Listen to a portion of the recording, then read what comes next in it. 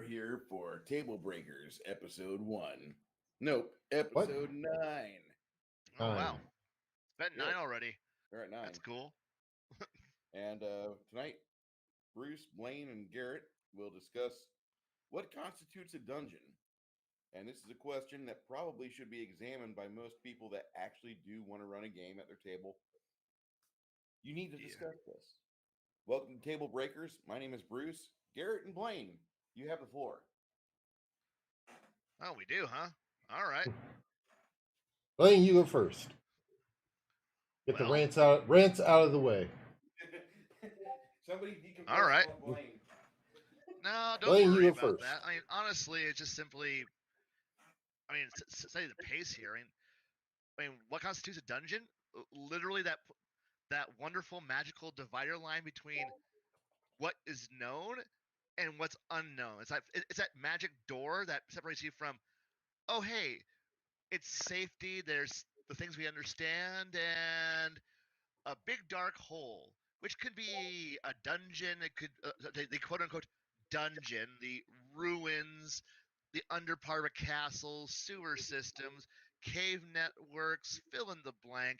That that point where you can't see far ahead anymore, and from that point forward, all you have is uncertainty and danger, and you have to go very carefully. That's the most basics of what it is. Oh, and hello.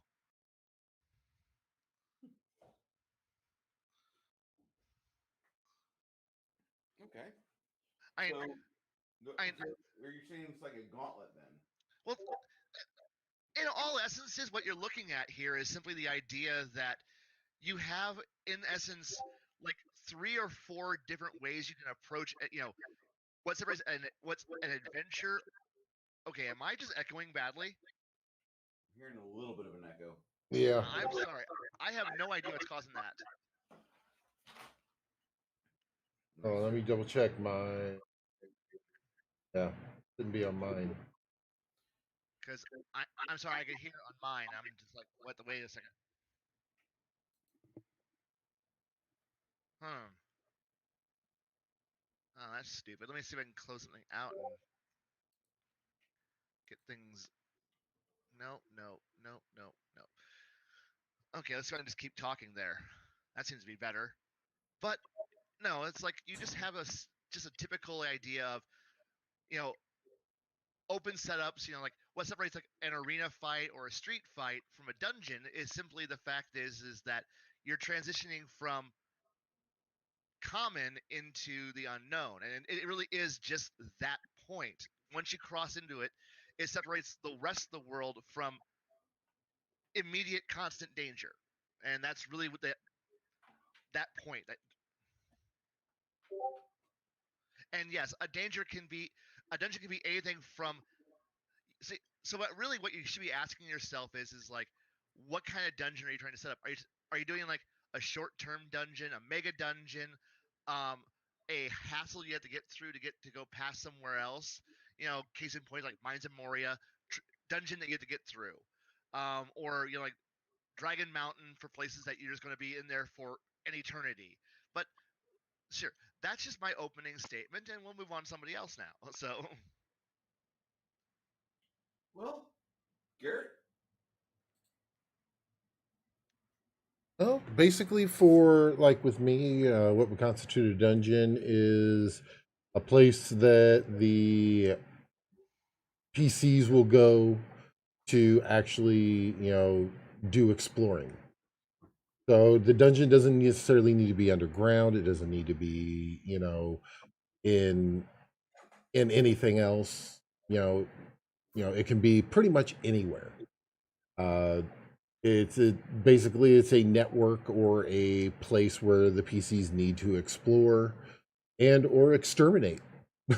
I mean, basically that's what, at least to me, that's what would constitute a dungeon. Also, a place that possibly you need to go to remove things, to remove things or obtain things for quests. Okay. And I'd like to introduce Connell into our Table Breakers chat. He's a friend of mine, known him for over 10 years. Hung out Wonderful. Not long. area as Garrett and Blaine, and was at a couple tables. Um, Connell, I'd like you to give your idea of what a dungeon is, if you can expand on what we've already heard so far. I've heard what Garrett said, and I'm going to murder your name the first time I say it, so I'm going to apologize for this now. Kai? Good enough for me. That's how you say it. All right, all right. I think I think a dungeon is limited. I think a dungeon is a dungeon. A maze is a maze. A gauntlet is a gauntlet. I think a maze is a pre-made area that's underneath a mountain that's been dug out by pick your race of choice, or a castle, pick your race of choice. I mean, if you go into a labyrinth, is a labyrinth a dungeon? No, a labyrinth is a labyrinth. Okay. So, what constitutes to me as a dungeon is Lord whatever had something built underneath his castle. He's hiding Princess Barbie of the week, and you and your compadres need to go down there and save her, or rescue a jewel of what was the hell was I drinking last night? That's it's a pre-built thing, where the other ones are either by nature or just are. I mean, would you say going to the Underdark is a dungeon crawl? Yes and no. I think you're on something on the idea that a dungeon is limited. Like you have a unless you're dealing with like a mega dungeon. Like the Underdark is just that's a region. But say like going in like the like beneath fuck it. Like simply just the idea that you are right on the idea that there should be an end point, either the point where you leave or the boss or the prisoner or the MacGuffin of the week that you're hunting for. It's but the thing is that it really is just your players are going into a place that they don't know, and they're going to have to figure out how to explore it, find the solution to it, whatever it is. Be it, but there's so many flavors that it could be. It could be a slum, a cave, a dungeon, a ruin, whatever. It's just like it just has to be something that's just not known ahead of time. Right. And that's it's the $1 million question is, hey, have I been here before? Well, no. Nope. Left, right, or down the center. Well, left will get you killed, but get you more XP. Yep. Well, and if you think about it, the Underdark would be kind of like Ptolus. Ptolus is not a underneath Ptolus is not a dungeon. The sections that are sectioned off in there would be considered the dungeon. The So entirety of it, I would not consider it one dungeon. It's separate areas. I think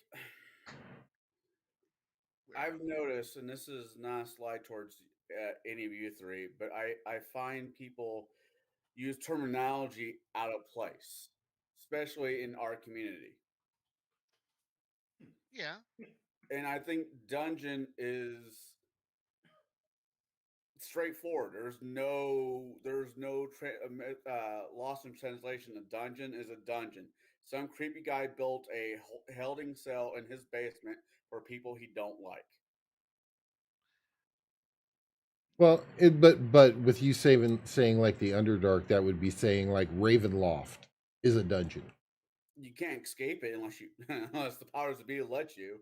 But the thing is that Ravenloft as a whole, yes, you can't escape it, but you it is not the dungeon. The dungeon are the different areas. There's Okay. different areas within Ravenloft that would be considered the dungeon. The what's his name? Strahd? Yeah, Strahd. Strahd. The weird little hidey hole that he hides people that he wants to, vampirize or make his love slaves. That's the dungeon. That's the little hole in the ground underneath the castle. but you can also run the castle itself as a. It's also a pseudo dungeon. And you enter the front gate and you're fighting your way up to. You're working your way up, not just fighting, but problem solving and handling issues and problems. If you're trying to actually remove Strahd, at that point, there's not. It's just what term you're using. It becomes interchangeable on what you're doing. Like a cavern system is just as much a dungeon network as a dungeon itself. A prison complex is also a dungeon. If you look at if you just erase one thing, one word, the mechanics are the same. You only can see X number of feet. You have X rooms that you need to go through.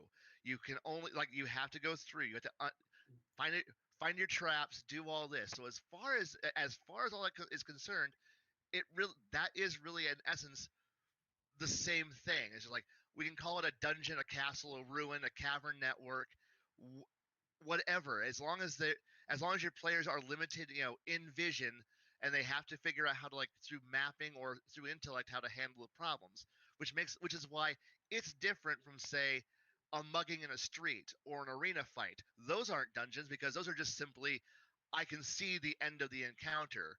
That's the end of it. So, but you can also break down every dungeon into a chain of encounters. Like I said, a dungeon can literally just be doorway that you have no idea behind, a hallway, and an orc guarding a cake. That's a dungeon. Yes. That's a very nice dungeon. Yeah, but if you're going for a cake, normally there's 2 portal guns, and you shoot your way through. Right, but the thing here is that we don't have portal guns for playing Dungeons and Dragons. The wizard is just a dork and just teleports. Really, Wow. the party to go. Yeah. We're useless because after all, we know Dungeons and Dragons is literally just everyone guards the wizard. Wizard solves all problems, and we move forward. But the thing is, that could be as simple as a dungeon. But then again, we don't want to play simple, unless you got a party of drooling nitwits who think a hallway is a challenge. But then again, we all know players and groups who find doors to be the ultimate challenge of all time. It's an unlocked door, guys. They spend 15 minutes figuring out how to unlock a door that's already unlocked. It's insane. But the thing here is that, but like I said, there's so many ways that you can actually do this to make it interesting. I mean, a dungeon is a very wide it can either be as narrow as we want it to be or a very wide terminology, but all of them have similar characteristics. Would you say a zoo is a dungeon? It depends. Are we talking about the back rooms? No, let's say a dungeon technically is another word for a prison. I would a zoo I could see being a dungeon if it's set up in an interesting fashion that encourages the players to move. But say I just go into some local municipality zoo, not really. You got creatures that are behind bars, glass, they can't reach out and touch you. By definition, that is a prison. By other definition, that's a dungeon.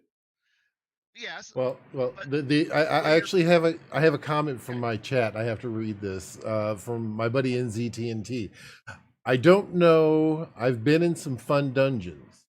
Just never forget the safety word. Now, again, fun dungeons are fun. Always a safety word. Right. Fun dungeons are fun.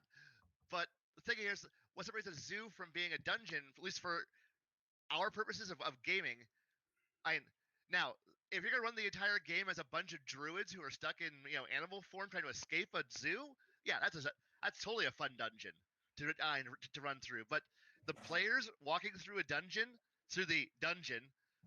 in the safety area where the tourists all walk through, going, oh hey, look at Lord Soth. He's sitting there in the anti-magic zone, going, hi, you gonna throw peanuts at me? I'm hungry.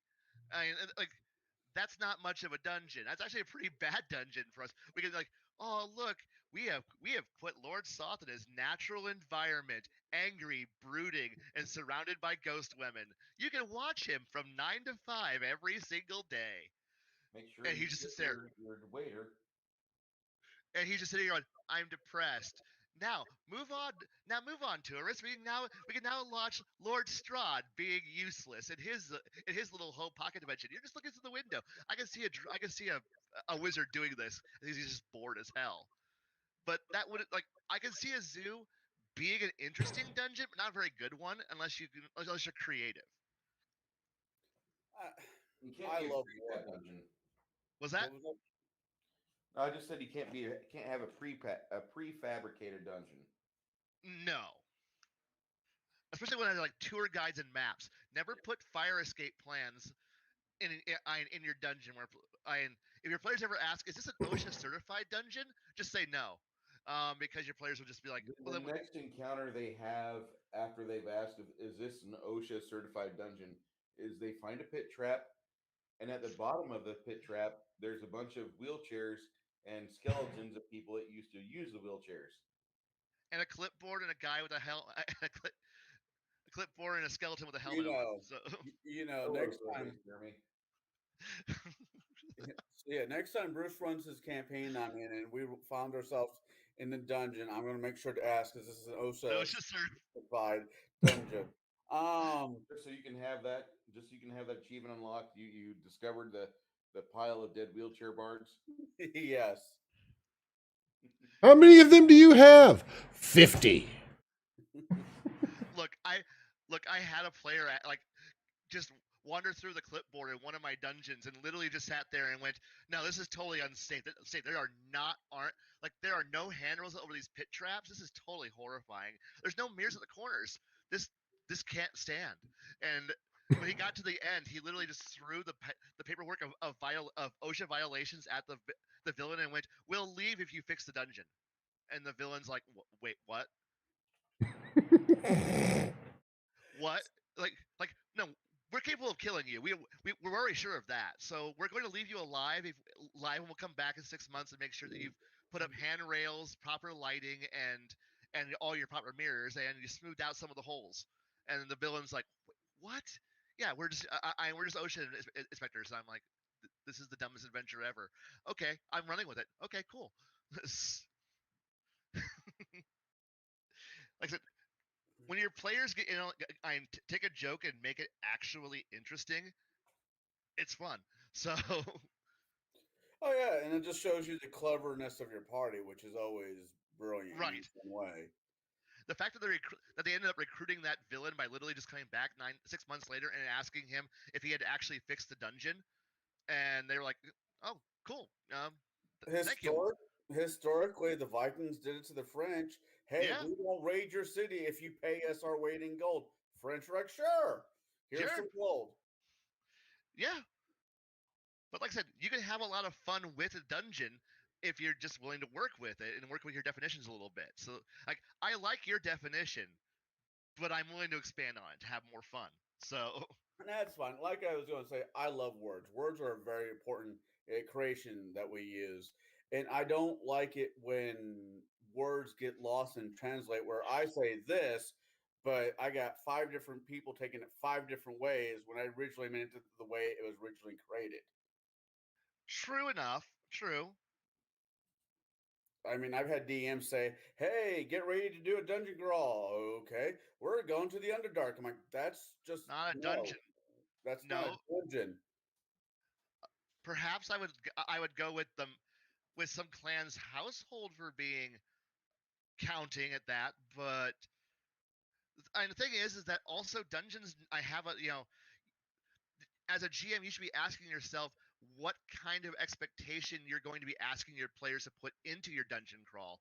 Is the dungeon literally, God, I hate this place, but that one dungeon in Waterdeep or wherever the hell it is, where the entrance is literally in a bar? Oh, I'm And playing that campaign right now, 5e. It is amazingly dumb.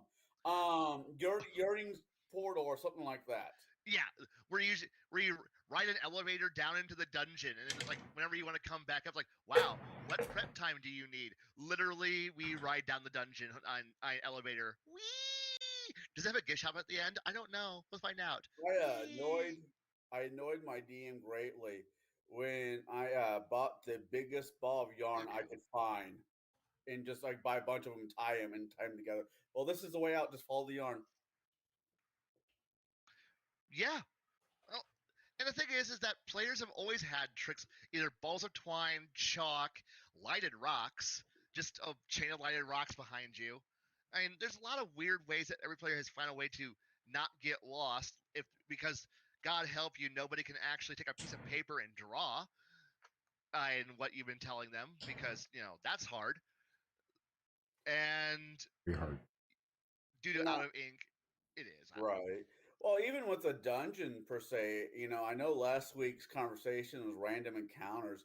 I love having random weird ass encounters in dungeons.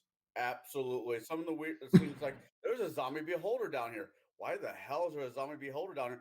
As a DM, I put it there. But the thing here is, okay, dungeons are about the only place I'm totally okay with the random encounter, because once you pass that threshold from known to unknown, things happen, and I'm like, you know what? If we walk into the room and there's some guy who's just like his hobby is carving up bodies, that's cool. We're gonna fight that thing, because now we're in the place where everything is potentially hostile. You're not going, should we ask it what it's doing on if it's a friendly or not? You're down here in the land of orcs, kobolds, and butchers, and the undead. We should probably assume everything here is hostile. Barton, And Illinois. what was that? Bartonville, Illinois. Yeah, you know what? I'm pretty sure that's pretty accurate. That's definitely accurate. But No. Creef-tucky. Hey now. no, No. Green Course where the orcs live. Thank you very much. The undead live next to the alcohol plant in Bartonville. For There you is- guys that are There's no interested alcohol in plant in that, Bartonville. the It's reason- Pekin. Yeah, but the fumes drift across the river. We're just talking about the original location of Springfield for Simpsons, which is about an hour north of Springfield, Illinois, in Peoria. Yeah, the school that Bart and Lisa goes to throughout the entire show is a high school I graduated, Peoria Central. One of the main artists in the show graduated, and he's like, "Huh, for our school, I'm going to use the one I went to." So it's a daily reminder whenever I watch Simpsons, like I went to that hellhole. Yeah, pretty much. But no, it's like, but yeah, God, where were we? I have no. I'm tired. I'm sorry. I don't know. I think we were in a dungeon. We were in a dungeon. Random counters and dungeons. That's what we're into. But yeah, but the thing is that I mean, one of my GMs forgot one of those early rules that every person who wanders through a dungeon is we're always on edge. We're always suspicious. We were like 6 levels down in the dungeon. We're nowhere near the surface. We're nowhere near civilization. And then suddenly Jim's like, you encounter some beautiful maiden who's asking for help. What do you guys do? And my first answer was, I shoot her. Kill it now. I shoot her. I shoot first. And the rest of the party's like, wait, what? Blaine, you're like the most the most social person in the party. I'm like, we are literally 600 feet underground. Why is there a wounded, beautiful woman lying next to a lake of poison asking for help? No, I shoot her, and I shoot her multiple times until she's dead. And the rest of the party, well, the GM's like, I forgot.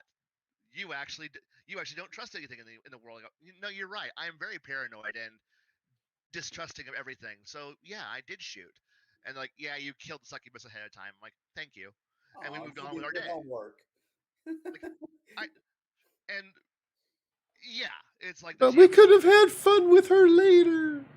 No, because we're way too far from the surface. If anyone died, I would have carried him out, but I still would have. Bag of holding. No, I would have at least, dead. yeah, burn him to ashes and then carry him up in a bag.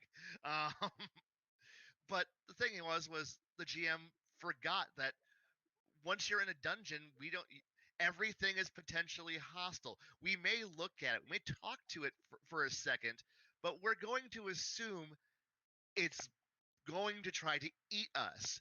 And if we find that one guy who's down in the dungeon who's not hostile, well, okay, cool.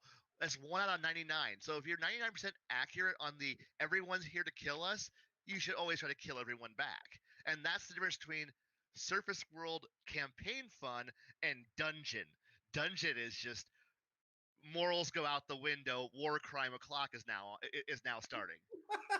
I will remember this for the next campaign. I'm in. War crime o'clock. Yeah. Yeah. My favorite is there's always whenever you find a room and there's a hole, and you look up at the hole, and then all of a sudden something starts rolling out of the hole, and it's green.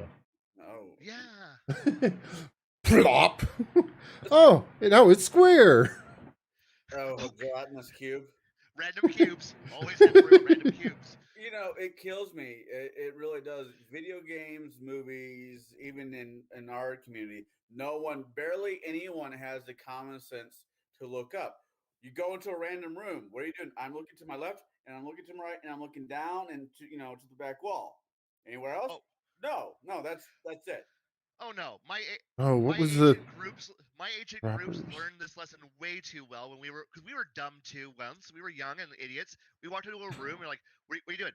Left, right, forward, back. Okay, we're all secure. And then Grells. Grells came out of nowhere and ate half the party.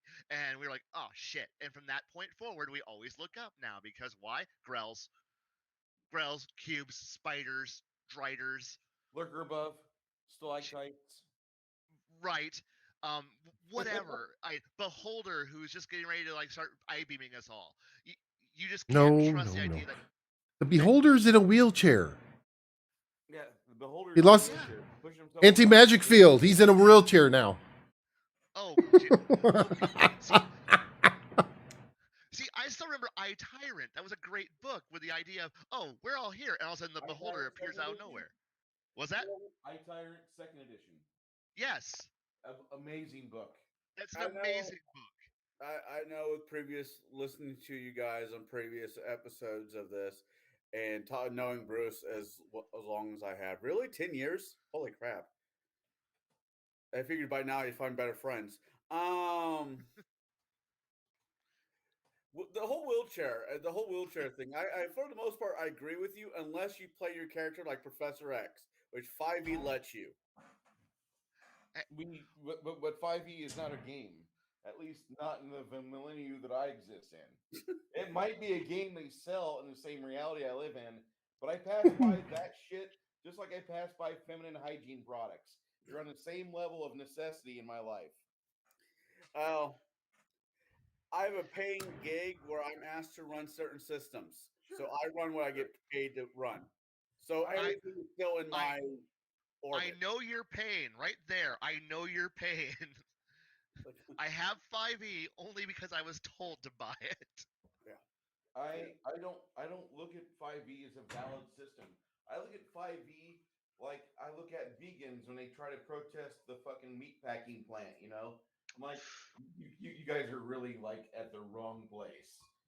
And most people that I know that exclusively play 5e, they will never look at the games I want to run. They'll never look at the adventures I want to buy. They never look at like anything away from that one specific shelf where all the 5e stuff is. Yeah. That nothing else matters. I only play with DMs that run published adventures. Oh, get out! No, Get out! no. Get out! Fuck you! But I can't. That's not my story.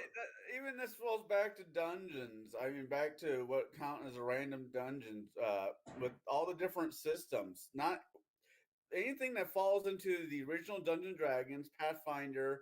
There's another system out there. The one you run has the classical dungeons in it. I've done what was it? Not Blade Runner, Shadowrun, where there was a dungeon encounter. And realistically, as we were stuck in Best Buy and we didn't know our way out. Hey Bruce, get closer to your mic. They said that you're a little soft.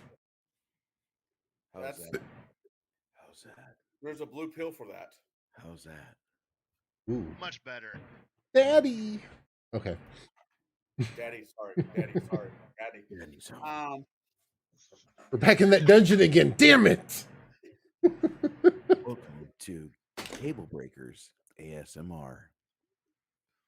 This is why I drink. This is why I cry at night. Soy based Jeremy says, I need a soy voice from Bruce. Soy voice, huh? Let me pretend I just had some Dos Equis. Oh yes, we are just having a great time over here in San Antonio. The Heat and the other clubs are having their drag shows this week. No matter what baby Jesus does.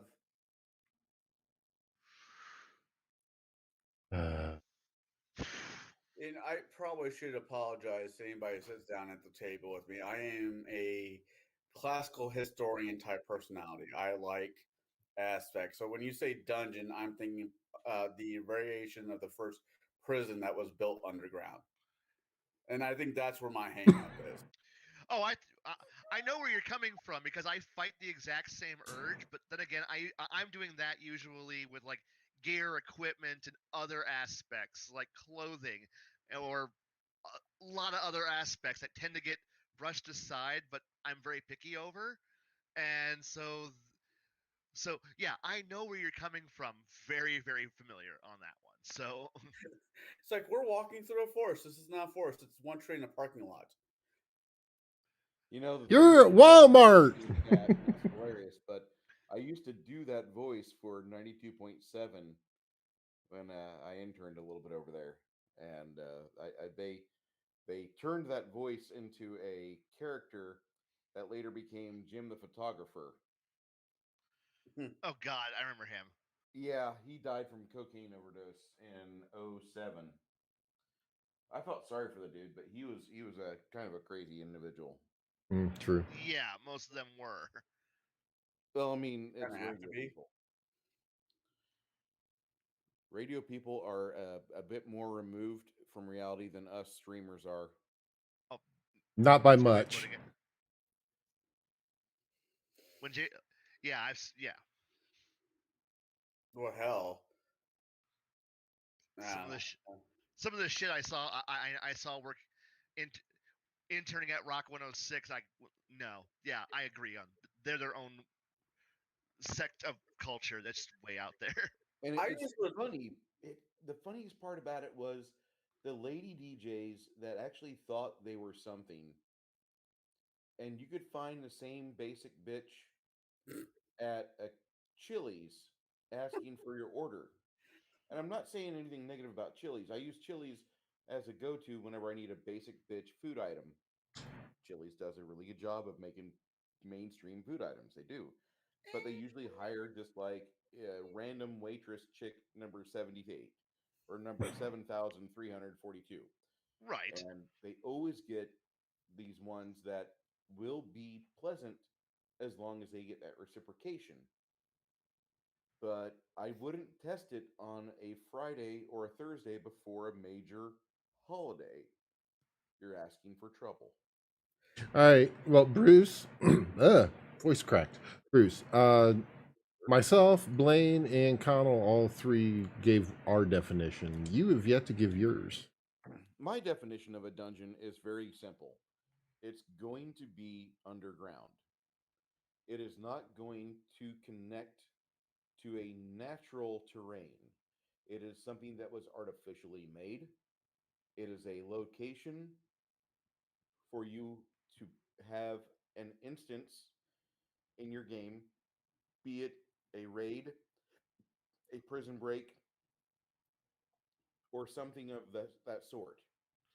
Rarely do I have my dungeons connect to a terrain that's underground, like a underdark vault, an underdark vault, or an underground cavern that expands into a huge location, kind of like Blackreach for Skyrim. I don't typically do that. My dungeons, I actually have started to do a lot of studying on classic dungeon design from Gary. not that I'm a Gary Gygax worshiper. My my Gygax statue and nightstand combo still weeps blood that I don't play 5e. But I was starting to wonder about your allegiances there, where you're. I know. Well, I'm still tied to Monty Cook, and Monty Cook I thought was a really good game designer. So much There's that I put him in my fucking book, Elijah's Story and Election Weekend. But the thing is that I really enjoyed what Monty Cook did with dungeon design with Tolus. And drink, everybody, because I mentioned Tolus. That's the rule here. You drink No. Season of Myth whenever you hear Earth Dawn, or whenever Garrett mentions something, or we want all of you to have kidney trouble. Just kidding. I All haven't of you figured do. out what my drinking comments are yet, but hey, Every time Blaine rants, you have to drink. oh fuck I, that! I prefer having You a just start dungeon- drinking at that point, and then Yeah. You just drink until you pass out in your chair, like I do a lot of times. You'll hear me snoring softly in the middle of a streaming session. Anyway, you have a dungeon, which is typically a location where you're going to have a lot of different trials, and I would prefer to have multiple locations, even if it goes deeper. I want you to be able to find a way out where you can at least alleviate the pressure from the atypical dungeon difficulty that seems to ramp up. I want the game to have hills and valleys as you ascend in levels, and I want you to be able to properly test your wits. Thank you, Hungry Ewok. I want you to be able to test your wits against what I have set up against you. yeah, yeah, no, I'm basically right there with you, bros. I studied. I really studied hard under Keep on the Borderlands B2, In Search of the Unknown B1, and then Tolus, of course. I studied quite a bit under Frog God Games. Frog God Games did a wonderful dungeon called Stoneheart Valley or Stoneheart Mountain Dungeon. And what that is it's a dungeon that has one obvious entrance. But as you continue to proceed downward into this dungeon, you find about every other or every third level, it's between that, you'll find a way for you to escape to where the sky's above your head. And you have a new way to access the dungeon instead of going all the way back to the very beginning, level 1. You don't have to do that. I want players to be able to at least create their own opportunities to insert themselves into the thick of things quicker. But I don't want it to seem like, okay, this is a cosmopolitan game. Let's all teleport in the middle of the big bad and get our asses kicked, except for you, Bobby, because you are Will Wheaton in Star Trek Season 1, and you're going to save us. No, I don't want that. oh, so wizards. So, Can we call him Ricky Bobby? go ahead, Garrett. Can we call him Ricky Bobby instead? Ricky Bobby's good. If you ain't first, you're last. I love reading old literature, like the Count of Monte Cristo. I know I said that wrong, but y'all know what I'm talking Count about. of Monte Cristo. Not That's just a- a that- sandwich. Good sandwich, though. That is a good. I like my turkey with turkey, not ham. I just don't like hamming around. That's Keep bad. hamming it up. I know. Oh, we're starting to get punny. Hey, I'm okay with this. I can be quiet for this one. But I like, just like I said, old literature. Pick up a book at the library that has The Great Escape from hell. Pick up the movie The Great Escape with Steve McQueen. There's your dungeon. It's a Nazi camp, but it's a dungeon in its own right. Mhm. Yeah, one of the comments over on mine was one of the things I love about Palladium is all the random encounters and adventures in every book. I just need to iterate this for Soy Based Jeremy. Soy Based Jeremy, I've watched Apocalypto 2 times so far, and Apocalypto is much better than the Green Inferno. I'm just going to leave it there. And if you I haven't don't seen either of those movies, you should watch them. I hated the Green Inferno last 3 minutes. Okay. see. I know I've seen Apocalypse Now because, well, That's completely different.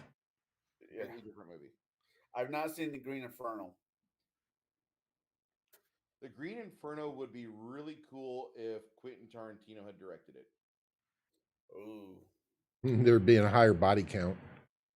This one had a pretty high body count. I drank every time somebody died in that movie, and I was not quite equilibrium drunk, but I was buzzing a little bit. man, that's like saying I drink every time I watch Boondock Saints and the F bomb gets dropped. Or you watch the Ten Commandments, and every time they say Moses, you take a drink. Well, my liver's gone, or choose electric light. Drink light alcohol and be able to make it through the movie. You know, But- I'll leave that comment alone. That one too.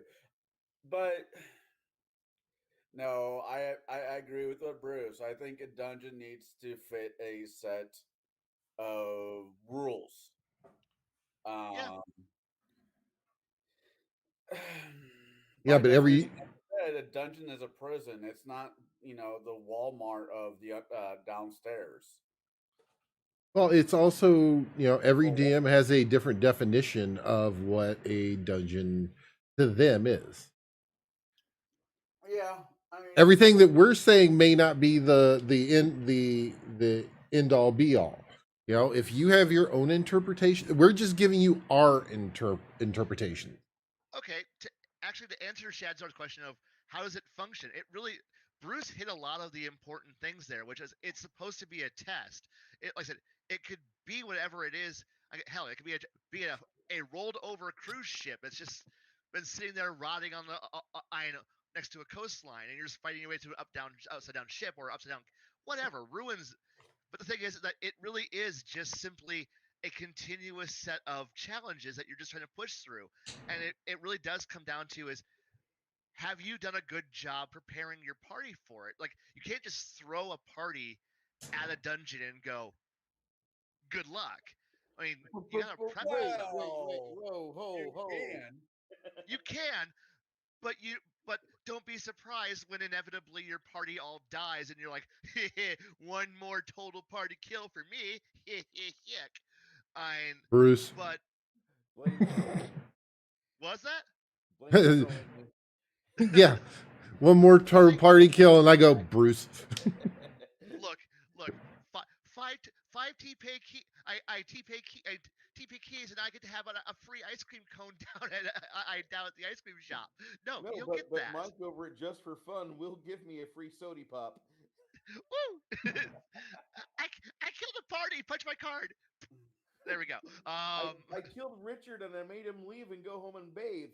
Do I get a free candy bar now? Yeah. Oh wow! Are you talking about the one in 13? All right, no. Wow. 10 TPKs. The next one is free. Look, if my GM's killed a party 10 times and we're all making the next one, it might as well be a free, because I think at that point we're all demoralized and we're like, whatever, just kill us. Because at that point we realize no matter what we do, we're all gonna die, so there's no point. So you gotta at least make them. Work for it. What's that? You gotta make them work for it. You can't outrun death, but you sure should make the son of a bitch work for it. Yeah, no, I don't have to outrun death. I just have to not be the last one in the line of the party people. I'm sorry, I'm making your ears hurt. I'll try to, whatever it is I'm doing, I'll just stop. So. Sorry about that, Soy Based Jeremy. Hopefully it's nothing personal against Kai, but everybody has a different frequency their voice is at. I'm at A minor. I have no idea, so. I'm at what I'm at. Bass. I know I'm. I did chorus when I was a kid. I know I'm a bass. Fat guy with a loud voice. Oh, he's trolling the shit out of us. It's so okay. triggering. Okay, so The thing is that I use a dungeon as a test. I use it Yeah. as just a set of challenges, and I don't want to slam my players with it. I mean, I do, but I don't. I want my players to feel challenged. I want them to feel insecure, and I want them to eventually triumph. Well, if they're playing Dungeons and Dragons or whatever, they already feel insecure. Not all of them. And most of the players that I've had are like you and me, where we've We're got a fair overconfident. amount of confidence. We almost have enough confidence we can start like giving it to people like vaccine injections. Here, have this, have this, have this, have this, have this, have this, have this. Yeah. But I don't know. I agree. I agree. I mean, being in Bruce's campaign, there's been a few of them where I walk at the end of the night and we all say our goodbyes. I just sit back in my chair, crack open a beer, and say, "Well, well, fuck," and there was that. But he's yet to kill me so far. Soy based Jeremy, I didn't recognize it because I pay no attention to Star Wars sequels. I don't even pay attention to the Star Wars prequels. I pay attention to Timothy Zahn, and that's about it. I'm sorry. She talking about the first Daddy issue trilogy or the second or third of the Daddy issue trilogy? Yes. The first one from the 80s. Oh, New Hope, Finding Daddy Issues. Thrawn rules. I That didn't came know from I my had chat. them yet. Right. I really love Star Wars, I do, but I'm not a fan of what they are parading around in Star Wars now. There's a difference. Speaking Man, of, I Mandalorian is good. I will say that. I'm happy you like it. so this is on topic with Star Wars because there's nowhere bloody near topic of the original topic, but it does stay on Star Wars. My daughter just got back from the wonderful world of Disney World, and there's a whole Star Wars aspect to it, right? And they're looking to pick me up a souvenir. Well, according to the lady who took my daughter down to Disney World, they stopped and said, "Is there anything here that your daddy might like?" My daughter, who's now 11 years old, said, "No, daddy doesn't appreciate things from movies about daddy issues." Wow. And That works. I get a phone call. You will not believe what your daughter said. I'm like, "I'm sorry."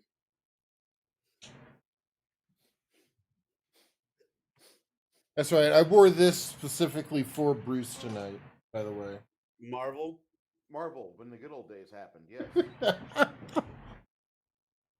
Yeah, I love the old 80s cartoons and the old 80s comics, and I've got Walt Simonson in the other room. Not himself, but I've got his work in the other room. I would It's like, love to wow. have Walt Simonson in my other room, like, okay, are you done drawing my new Thor comic yet? No, sir, quit beating me.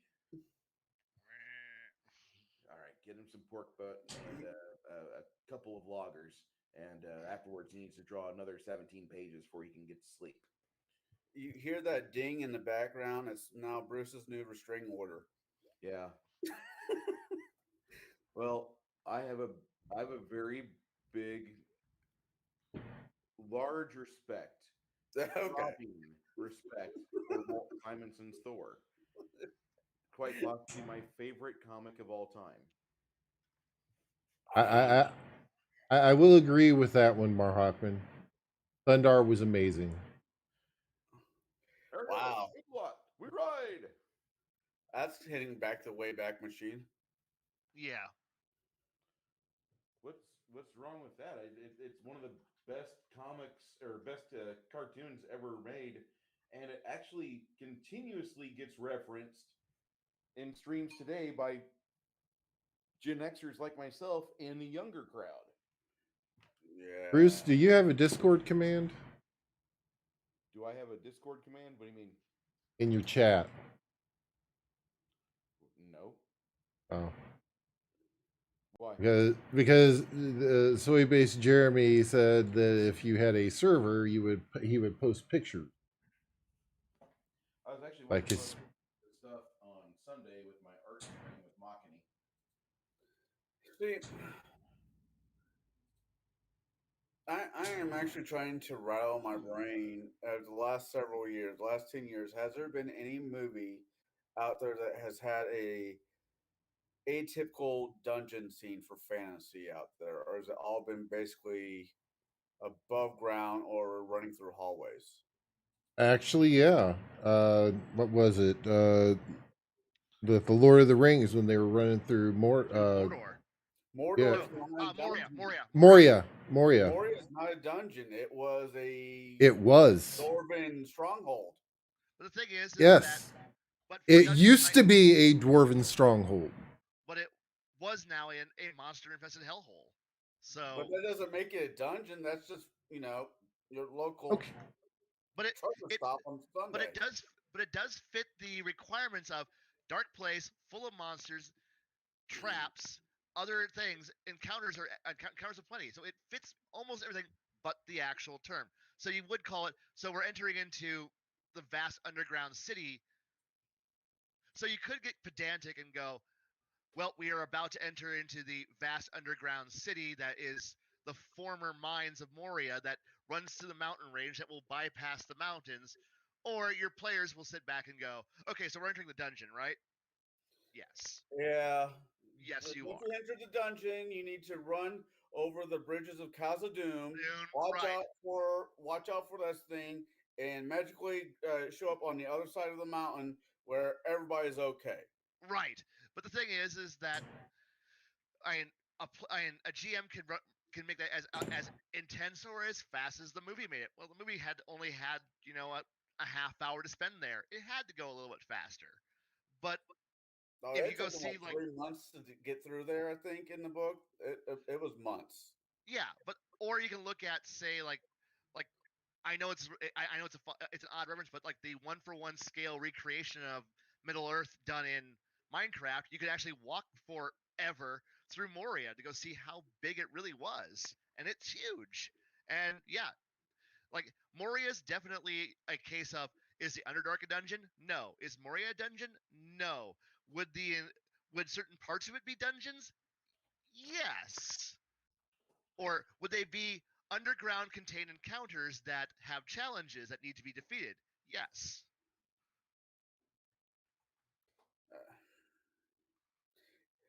I feel sorry for my players because I get hang up on con. I get wordage. It's important. But the thing here is There that we go. There we go. Legion of Myth. The Legion of Myth reply there. and it's like play around and play with a bunch of people who are pedantic and do love definitions where where I've been in conversation where we've argued over exact definitions of what we're dealing with, and which point at the end we all get down to, but ultimately it is this, and it's like, yeah, but the correct terminology is, we understand.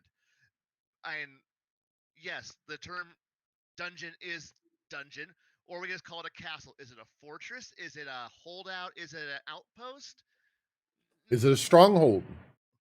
I Is it a forward fire base? No, it's a castle. Okay, guys, we're going into the castle.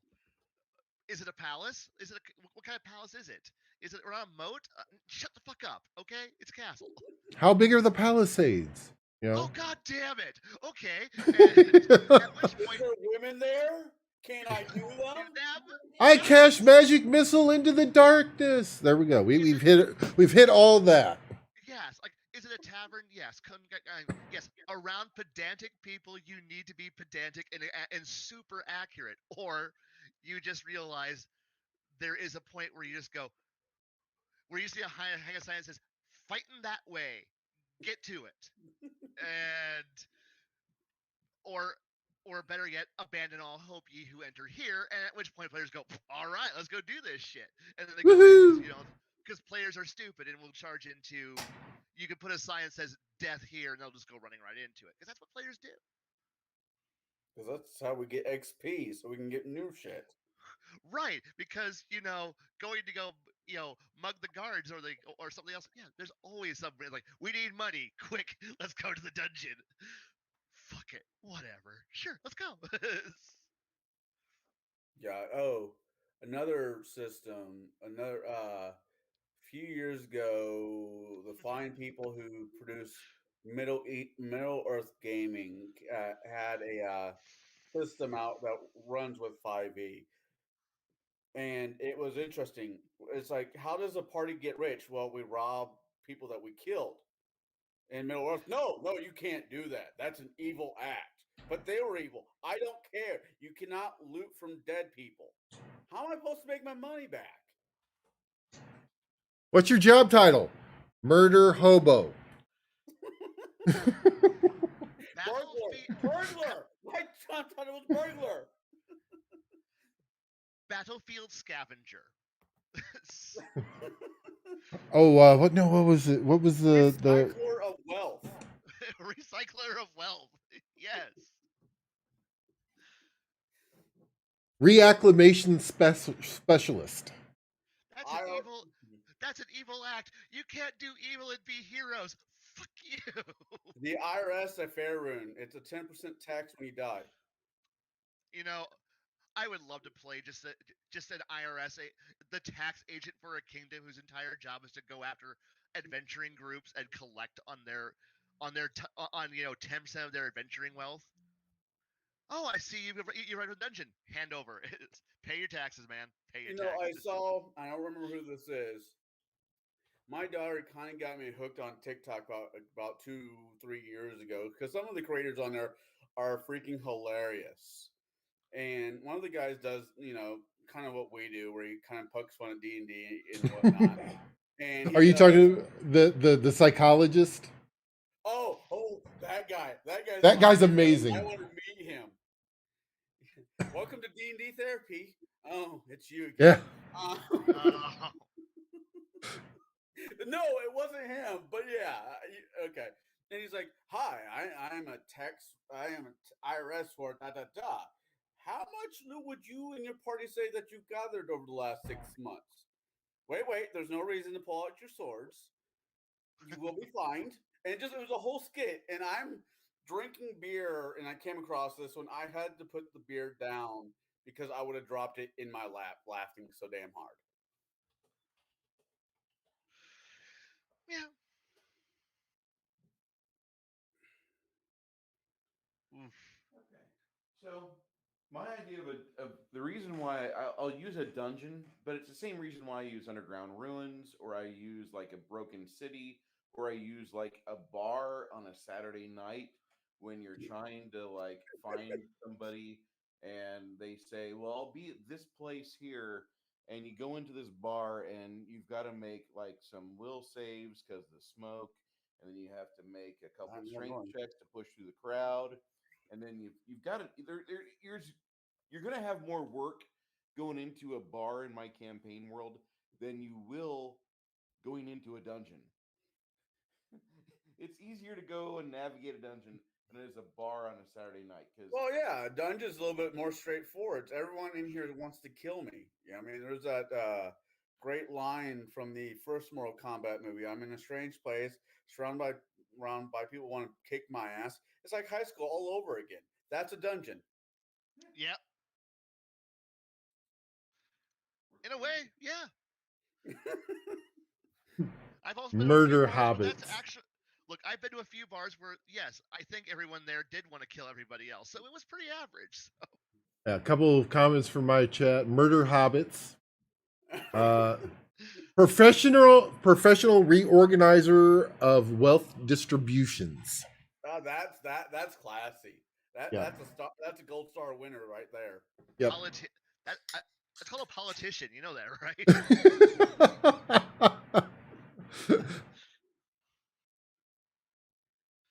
I think dungeons are.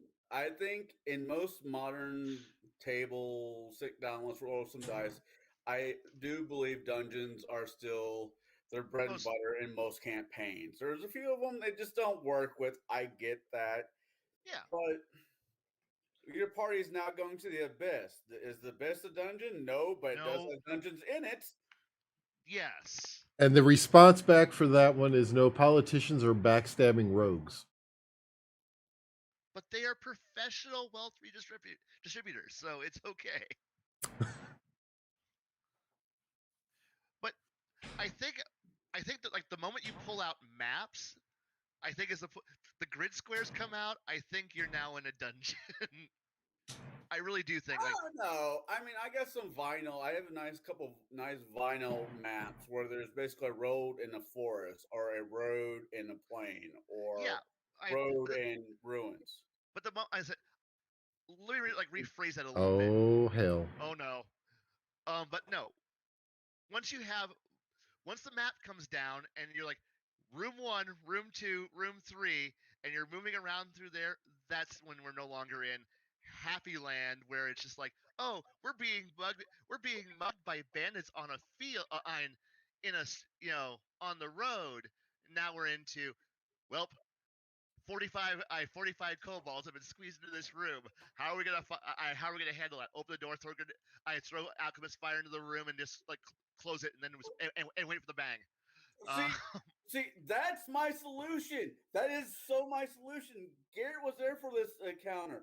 We were about ready to fight a bunch of witches that were in a wooden house. No one in the party thought they were good people. We all knew these were bad witches. Water open door. wasn't doing the job. I threw fire through the window. The house caught on fire because that's what you do with evil witches. You burn them. And the rest of the party's like, oh, that's an evil act. I'm like, we were No, going to kill them. that's just room clearing tactics. Do it. Even That- though it violates every law of armed conflict, sure, okay. If there are any Those are paladins, they're instant those are- fighters. Those are flashbangs. I don't know how come it caught on fire. I don't know what happened. Look, there was a flash, there was a bang, and a lot of fire. I don't care at this point. Oh, The paladin. I thought Paladin that was just my go. taser gun. It was alchemist fire. My mistake. My mistake. I didn't label it right. Oops. Look, Hey Max, how you doing, bud? Yeah, I'm doing all right. Good deal. look. The moment there's actually a Geneva Convention for adventurers, oh my God, no. But no, there is when you have a paladin in the party. Otherwise, the paladin is not doing his job. Well, look, I think the only paladin we had at the party was a guy named Robert, and I got a earful on the ride home. Not at the table, but on the ride home. Look. That's backward of how you play a game. Oh no. Even better. He was also our resident Mormon. we had a lot. Like we often use our paladin to like we pick him up, look him through the window, and if he sees evil, like are they valid targets? Yes. We put the paladin back in the box, tie him back up, put the earmuffs and blindfold on him, and now we go kill the So problem. who's the game master that I yell at for being a bad game master for that one? Bruce. Not me. Yes. Not me. Because, What did I do? because my players don't really get to. I don't choose paladins when I run because they know better. So a comment from on this from my chat from a good friend of mine, Scalaborn. Character. Cast fireball. DM. The room is too small. The room is too small though. Character. I didn't ask the size of the room. I said I cast fireball. Fireball. That's a common meme. Yep. Yeah, it's a common one. But yes, but the thing here is, but in essence, when you have a paladin, all you're doing there is just asking the paladin, "Are we allowed to kill it?" And the paladin has to go, "Yeah, we can kill it." I mean, it's evil. When would a paladin Try say, it. "Holy crap! What do you guys do for paladins?" When do no paladins have to be humble and oh my But the god, thing here, but okay, No, they don't. yes they do. You're thinking cavalier, not paladin. Paladins teach by example. but the thing here Paladins avoid hubris. They teach the humility and humble. Those are the two virtues of paladins. I have almost never seen a paladin That's actually a bad be player or a bad game master to let him get by with that. But See, the thing this is here, why I never played a paladin, because I'm not lawful dumb. I mean lawful good. No, But the and you're right on that for sure. But and the thing here is that usually when we do have our battle paladins who are all about we're out to annihilate the because they have that wonderful trick, that gift that allows them to see evil. Because I just said evil. Okay, cool. And at that point it's like, well, we're already in a hostile place. Everything is dangerous and evil. Everything's out to kill us. Hey, paladin, is this a valid target? Yeah, they're evil. And because we've already been attacked by 15 other occultists in the previous 5 rooms of the dungeon, I think at that point the paladin, hey, How good are your on smites today? I'm down like my last 2 or 3. Can I conserve those for anybody who's major? Okay, we'll kill off the people who are minor.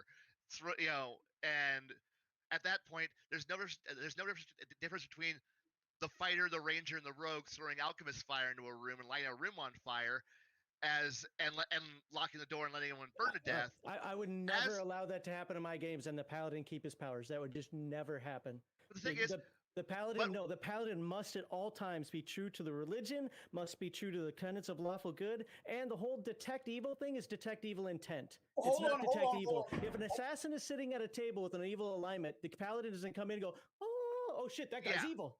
But the thing here is that there's almost no. I'm getting to there's no difference between alchemist, a whole bunch of alchemist fire being thrown into a room and a wizard casting fireball. The damage is the same. The area effective is roughly the same. Then again, it's not about damage. Oh, shut the fuck up, Shadzar. Nobody gives a shit what the fuck you say. Jesus Christ. I'm surprised you guys don't have a fucking band everywhere. Now, oh my. Honestly, I have no use for that piece of shit, so. No, honestly, I do like the fact that if I got to have paladins the way you ran, like you want to run paladins, I'd be much more okay with paladins. But unfortunately, that's how they should. No, I get what you're saying, and to be honest, in most games I see them played the way you guys talk about. So I'm not going to sit here and be like, oh, your game sucks. No. It's a frustrating thing because so many people play paladins, so many people play them like cavaliers, and so many people play them like, I'm just a holy warrior that can smite everything and crush it with my sword, and that's not how they're supposed to be played. In fact, we did a bunch of shorts based on old writings, the Player's Handbook, and some Dragon magazines that actually talked a lot about how people like Tim Cast and I can't remember all the names of those old people talked about paladins from the early days, and even made a distinction between the cavalier or crusader, whatever the hell it was, and the paladin. See, my question here is not even what system, but what God does said lawful good. Paladin follow Cuthbert. Saint Cuthbert was, you find evil, you do whatever it takes to put said evil into the ground. No, not to the ground, to justice. It's been forever since I looked at his tenets, but he was fairly rough. Which god are you talking about? I'm sorry, I didn't hear you say a specific god. Cuthbert. I don't know who the hell that is. I think he was Greyhawk. Oh, yes, you're right. You're right. That is a Greyhawk. I don't know much about the Greyhawk gods, but you are right. That is a Greyhawk god. If your deity that you are a paladin under says, go be a murder hobo, but only against evil, you are still paying attention to its attendants. Therefore, if Kai has a paladin who worships this god that doesn't really exist anymore. That is such a cop-out way to play, though. It's like, I'm gonna find the one god that allows me to slay everything. I wouldn't go for it. There are so many players who do that, though, and it's just I agree. I'm not saying I agree with it. I'm just saying we're talking about old grognards.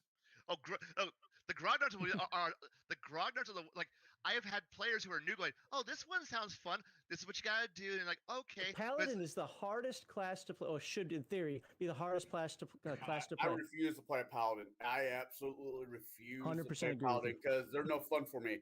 By nature, I try to be a good guy, but on my best day, I'm an all right guy. But sometimes good, you need to just eradicate the evil. You know what? You're so evil, I don't want you on my planet anymore. No, I get that.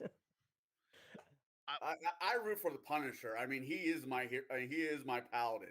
But that's why you and I are not paladins in real life. No. Especially when most of my party alignments tend to drift towards lawful neutral to lawful evil. Not officially lawful evil, but we're heading towards that. Like, we're always sliding towards that. And it's always a paladin and like the one and the good cleric is like, please guys, stop being greedy, stop trying to manipulate the engine to the world to your rules. I'm like, the rules are there to be abused, motherfucker, and we're dragging back down. And I'm sitting here going, I'm the ref, I don't give a shit, just do whatever you want. And then it always comes down to this: the paladin goes, it's either me or the entire party, and we're like, bye. No, that's actually the right decision. That's absolutely 100% the right decision on both the side of the paladin and of the side of the party, if that's what it takes. Because if Yeah. you've got a paladin in the group, there's nothing that says you can't have a thief. Unless the Yeah. thief is completely antagonistic to the paladin, and just going 100% balls to the wall against Yeah. everything the paladin's beliefs. Outside of that, there's nothing wrong with that. But there comes a point that if you guys are going to be, and pardon the term here, but for ease of discussion, if you're going to be murder hobos, you cannot have a paladin in the party. It's that simple. Either or everybody has to flip that script and start saying, "All right, I'm bringing the handcuffs with me. Damn it."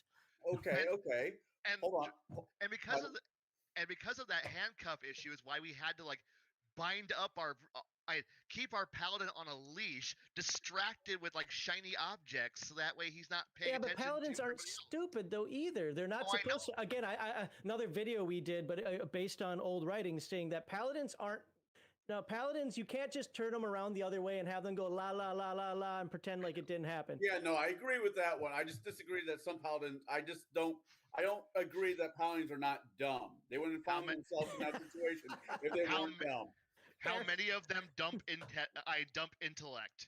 Oh yeah. So, Hey, charisma is my dump set. Oh, I'm playing a paladin. But and wisdom that's something else.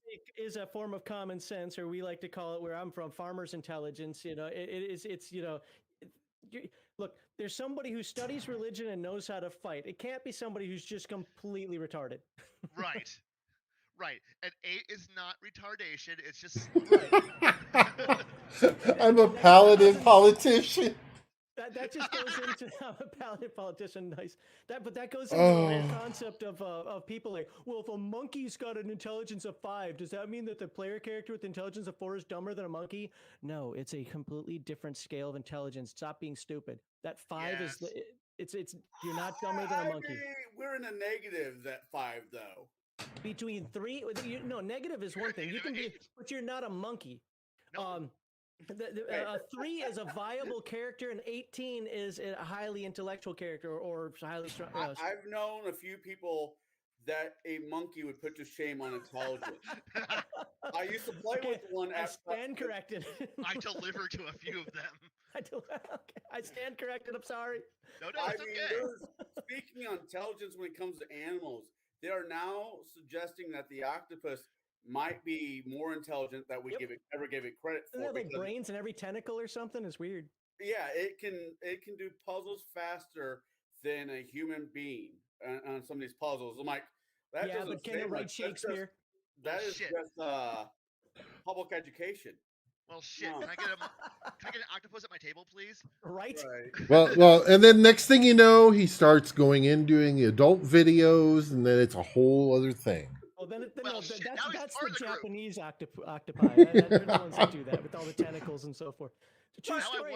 True story. I asked my wife the other day. I got this little art program that Shauna was showing off, and not OGGM, Jim Zelkov and I were playing around with it, and I said, "Hey, what do you want me to type in here?" And the first words out of her mouth, I don't know, tentacles. I'm like, come on. But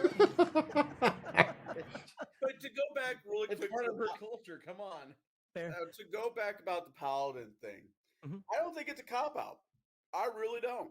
No, it's a player cop out. It's finding the one thing that the player, like, oh, if I take this one, it's the one thing I can do that'll allow me to be the murder hobo I want to be. But even then, I would have to look at that god. I don't know enough about it. I have to look at that god and say, there's something not right about that. If your god is a god of paladins, you wouldn't just be running around murder hoboing everything. You'll be trying to bring to justice. Out of curiosity, what systems do you normally run, if I may ask? 2nd edition AD&D. Oh God, see, yeah, I jumped onto how much money am I going to be spending on this game at 3.5 and never really looked back. And my problem with paladins, I have problems with paladins. I think done well, a paladin is a great blessing to any party. But but it also really depends on the player. And it comes with so many requirements for not just that character or that player, but the party. It does. Yeah. But what if you make 2nd edition?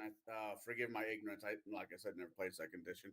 But I want to be a monk that takes. I give up all my shit, but my AC gets.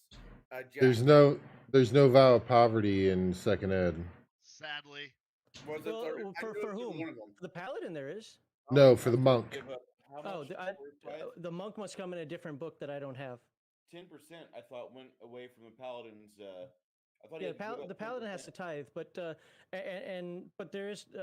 I'm not gonna say there is no monk. There are 3 million splat books. I'm sure there's a monk somewhere, but the first edition or whatever edition it was that had the monk originally doesn't exist in second edition, at least not in the core book. Okay. Like I said, I jumped in much later. I mean, I've heard stories about the first few of them. It's like somebody's like, "Hey, I have ADD." I'm like, "Yeah, so do I." Oh, you're not talking about that. Hey, there's what's cool. So I don't know. For I guess you wouldn't know this. I've been paid to be a DM, and I have found that most of the time when I want to tell a story and I'm getting paid to do it, I will not exactly fall in line to the party's wishes, but I will make sure everybody who I want to remain at the party at the table to get the story going, to make I them got you. not happiness but content-ish. Well, I mean, you can homebrew anything as well. If you want to say in your world that paladins don't have those strict codes, or they have other codes that might be a little bit more loose, once something's identified as evil forever, and in the future it can be considered evil and slain or something like that. I mean, again, you can homebrew whatever you want. I will never argue about that. I'm just talking core paladin. It's just a frustration with me because I see so many people abuse, especially with older editions of D&D, where attributes weren't 19s and 20s all over the place. You know, when you had a 14, a 16, 3 8s and a 12, you're like, all right, I'm ready. I'm playing a paladin. Right. Well, you couldn't. I guess I wouldn't be a paladin because I don't have the 17 charisma. But you get what I'm saying. Like, and then the paladin comes out with those excessive stats. You're like, holy crap! And those rules that come with it. It's like I don't know. It's just one of those things that really irk me about people abusing the whole paladin thing, or the player who justifies it. Well, you see, what really happened was no. Shut up. Your character He went in fell there and on my hacked the head sword. off. That's really what happened. He fell I on my said Look. stop, and he didn't. Right. And he just ran right into it. Just because I was holding it straight out in front of me, saying stop at the bottom of my voice, stop. But yeah, it's like Now, I will say. Well, go ahead, Billy. Sorry. yeah, you really shouldn't be able to have to like use your paladin as like a rubber stamp passport saying, look, we're traveling to the paladin, we're totally good, legit good people, because otherwise our paladin would have freaked out and killed half of us and then died or had wandered off. But again, that's and I bet you're basing this on real play, because I've seen literally what you said right there. The paladin shouldn't be killing player characters either. The paladin should be leading by example, and But I have. Boy, paladins are judgmental motherfuckers, though. They literally just show up and they're just like, and everyone else, okay, so we could solve this problem with minimal heartache and no injury. And the paladin, no, that is a dark and evil deed. That cannot happen. Fuck. Oh, it's great. like they're made to be Catholic or something. Well, and then we all go, okay, so paladin, what is our strategy? Our rogue and our ranger have a plan that involves sneaking in, setting up an ambush, and assassinating one of them. Did I hear assassination? No. Sorry. Precision marksmanship into the head of the enemy force. Okay, but don't use the assassination word again, for that is dark and evil. Okay, so. And at that point, you're playing. It sounds to me like it's been exaggerated on both sides of the fence. And again, I've played in those exact same games. Yeah. I've seen it happen. That's why it's so frustrating for me, because when you see a good paladin played, and believe me, that was not me. When you see a good paladin played, you're like, holy crap! And you start realizing, and when you read up on it, you're like, it's the paladin, not the crusader or cavalier. That's your asshole. The paladin is supposed to be humble, lead by example, is supposed to keep that humility, all those tenets in there. Would an would a paladin stop an assassin at every opportunity? No, but would try everything else first. Now, I haven't seen a crusader or a cavalier has been changed. I changed in later editions to the point where it's unrecognizable. Oh, is that true? Okay. And because so cavalier anymore is just pretty Ponzi boy riding horse with banner, and so it's a knight or a cataphract. It's not actually okay. Yeah. So most of us who are playing I am playing don't we don't have Crusaders and Cavaliers anymore to look at to be our annoying do-gooder battle and frontline battle charger into all evil. All we had, like all of that's been rolled into Paladin. Paladin is the core Oh, is wow. the core class. I mean, heck, second But edition. used By to- the way, what Parrot had just said, and I'm not a big comic book nerd, but from my understanding, it sounds like what Captain America is supposed to be. Yes, that's yes, that's a paladin. See, that's why I never liked Captain America. Now See, I if- know why. thing is, when the paladins run right, they're amazing. The problem here is that you don't have an outlet but everyone's gonna look at what really is a paladin. It is your it's your holy fighter. It's the divine it's that divine guy in full plate who's got the ability to smash people really good. Let's say it right. What's the paladin? I don't know. What skills and feats does he have? Like that's they don't care about all the other that fluff, throw that fluff crap out.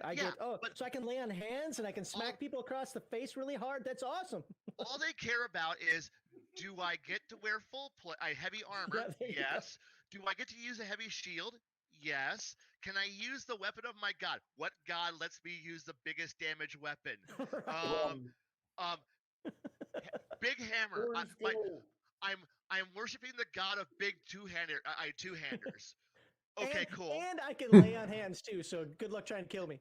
And I can smite, and I have my ability to, because I'm holier than thou, I have the best saving throws on the planet, so you'll never kill me. Oh, Excuse me. Give me my mount, please. I want my Griffin mount right now. And I'm on the second level, so give me a horse. Wait a few levels, and I'll get a halo, an angel wings, or rainbows will shoot up my ass.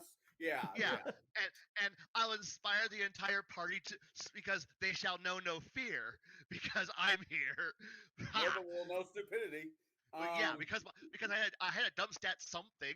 It sure the heck wasn't strength, con, charisma, and wisdom. I had to dump something. It had to be dex and smirts. Spurts. It smirts. Can't be Dex because I might need to make a reflex save. Oh, Well, no. see, Your the other your charisma backs up your low dex save because you smile good, so you make saving throws. Fuck you. well, see, the other thing is even within Pathfinder, they have gotten away from the lawful good. They have also allowed a chaotic good, which is a paladin of which is a paladin of freedom. See, that goes back to the whole thing. Second edition paladin. in the stupid Paladin's Handbook had this knight errant or whatever the hell they called it, which is like, you don't even have to serve a god anymore. No, you're not a paladin if you don't serve a god. Fuck off. Yeah. Well, in Pathfinder, you had three choices when So it became to religion. You could have a Bushido, which is your own personal code. You can find a divine source, or you can be an atheist. So I love it when clerics decide, I'm going to be an atheist. Who's going to worship power? nothing. Yeah. Well, I don't know. I know some atheists who are pretty religious. At that point, you're just a divine sorcerer. Get over yourself. That should. I mean, I get it's inclusive. No, shut up. The priesthood is not inclusive. If you don't just get powers willy-nilly across the universe. The god gives them to you. There has to be a god. Now, I don't care if your world's got some dumb elemental lord or something that gives you fire spells or some crap. Actually, that could be quite interesting. But it's got to be something. It can't be like, I believe in nothing, so I get spells. You're a wizard? Nope. I just pray to nothing. Wait, what? Me, myself, and the holy eye. There we go. There you go. I believe in me. I hate myself with this anti-religious tome hard enough in the head. It gave me divine powers. And now I can grant myself third level spells. Yeah. Yes. Wow. I am so great. I shall bless us all. I have to run head first into the biggest rock that I can find every morning. Every time I take gain ramage, I gain a level. And that takes an hour every morning. Weren't you guys talking about dungeons? Because Yeah. I missed like the first half hour. I came right when you guys saw, or when Bruce saw me type. That's when I caught up. Yeah. We're circling around. This is the dungeon and toilet. Yes. Look, The look. Coriolis dungeon. We had this massive, Oh. like this massive, just detour when I mentioned war crimes. You're like, no, that can't happen. Oh no. That's honestly something that in but what I love about what you guys are saying, both of you, because you were actually speaking to exactly the same experiences that I had, and that's one of the reasons why it's so frustrating for me. It's like, and now that you're telling me that the new versions of the game just cater to that anyway, it just makes me want to just bang my head against the wall and never get buy that atheist clear. Never buy Pathfinder it. Second Edition does not even have paladins in it. They're called something else now. Champions. Champions. Well, yeah. okay, what they changed the class. They changed the name of the class. They treat it differently. I have less heartburn over that. Yes. I've yet to actually sit down at any table that plays 4.0. I mean, Pathfinder Second Edition. I've yet to do it. It's not. Yeah, it's It's alright. it's more akin to 5 than 4. My Yeah. it took me a while to come around on 5th edition, but not as long as it has taken me to get along with 4th edition, where I've never got a handle on it. I don't need somebody to hold my hand when I'm playing. And this is Dungeons and Dragons, not Magic the Gathering. I don't need to have cards to, swing a That's sword. fourth. Yeah. Anyway, Okay. dungeons. Dungeons. Quick, Wait. someone get us back. Detour back. So Wait. Stoneheart Wait. Mountain Dungeon, Stoneheart Valley, the mega dungeon that I always reference. You start off in that probably about close to 3rd level, and once you start exploring it, you start feeling that there's various storylines available. That's really the reason why you want to have a dungeon, is because you want to discover a purpose as to why you're there, not just the fact that you would have normal random encounters with no planning or forethought. I don't want to have the bad DM that Blaine had running Blaine through a dungeon like, oh, on this page in this hallway, you get an encounter from this guy from page 67 of our monsters manual. Let's all turn a page and see what you're fighting. Oh, look, it's Yep. a bugbear lieutenant and it's 7 bugbears. Hail to you, Jodeci. See, I really don't want to have that type of game. when I Please I want no. a game where people have they've got the ability for themselves to have tactics amongst each other. They have the ability to showcase their abilities, and they get an idea of where their limits are. Now, as I know, I said I will do random encounters in camp in dungeons, but I mean, yes, it's random, as in the fact that I already have a list of monsters you guys are going to run into down there already, and I'm rolling 2d10s to see, okay, is this number 1, which is skeletons, or number, what did I say, 15, which are oak or orcs or something, or goblins or kobolds or something.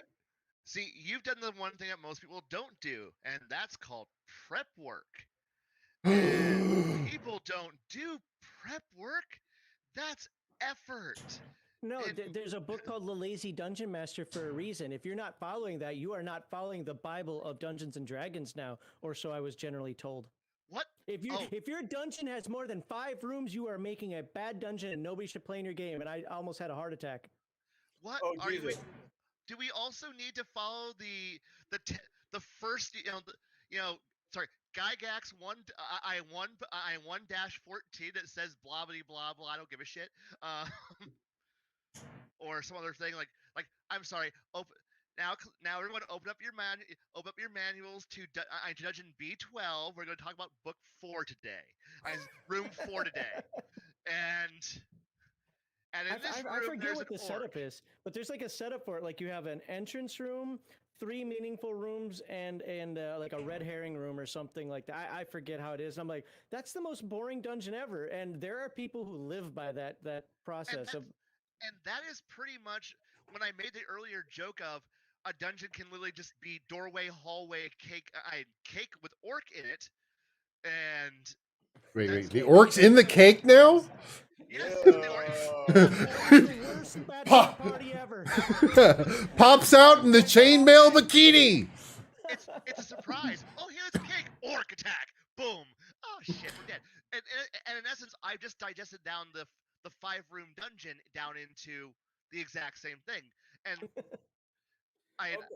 I don't want to have an orc doing a dance of the cloaker. Hey, Trying that to might be a evading saving throw physical right there. target. Otherwise, Hey. it gets like surprise on you or something. this is coming from this is coming from a guy who had a what was that, a battle dancer who wandered around with a banana hammock on it as his only outfit. So yeah, okay. Attack the darkness. So okay. So I know there's a few Gross. of us that are not big 5e fans, and that's fine. But I have to say, when it comes to dungeon crawls, there's a module they had. It was right after Dragon's Heist. It's called the Mad Mage Underneath the Mountain, or some variation of that one. Most dungeons, if you're doing on grid, because there for a while, I had to draw all my damn maps. Talk about not having a life or dedication, whichever one comes up first. With that being said, most of them were 5x5 squares. That's the standard. Right. The maps for underneath the mountain or whatever it was called were 10x10s. So they're older maps. Yeah, as I okay. say, And- that's old school mapping. That's Right. old school mapping. And the page folded out and folded out and folded out. And this is one map for this whole thing from 1 through level 5. I'm like, I'm not drawing that out. Y'all can go fuck yourself. Yourself. Well, so question for you guys, and if you answered at the beginning, just say, "Hey, watch the beginning of the stream," and I'll do it. All right. So I struggle at dungeons. I admittedly struggle at dungeons because I sometimes get too realistic. Like, one of the things that bothers me about dungeons is how is it you kicked open a door, threw a fireball that went kaboom, and not like everything in this freaking dungeon coming out down the hallway at you, from the gelatinous cube that the goblins crawling over to all the hobgoblins and orcs that are in there trying to eat you. How is it that you go 10 more feet and all of a sudden there's another room with something in it? Like I can't, my brain can't wrap around that. I got the quick I answer have- to this. Okay. Okay. It's called evasion. Huh? Yeah. Yeah. They have class levels, and it's called evasion because that's the only way that fucking makes sense. They should all. No. be I'm first not saying that they weren't hit by the fireball. I'm saying that you went in there, you're making all the noise in the world. You're not even Oh. attempting to be quiet, and the entire dungeon is just 10 feet from you, are acting like, oh, I'm surprised that you were here. As Yeah, somebody no. Yeah. as somebody who has the same hangups when I run, there's a reason why most of my groups have learned that stealth is the most important skill everyone should have, even the paladin. And everyone should have stealth because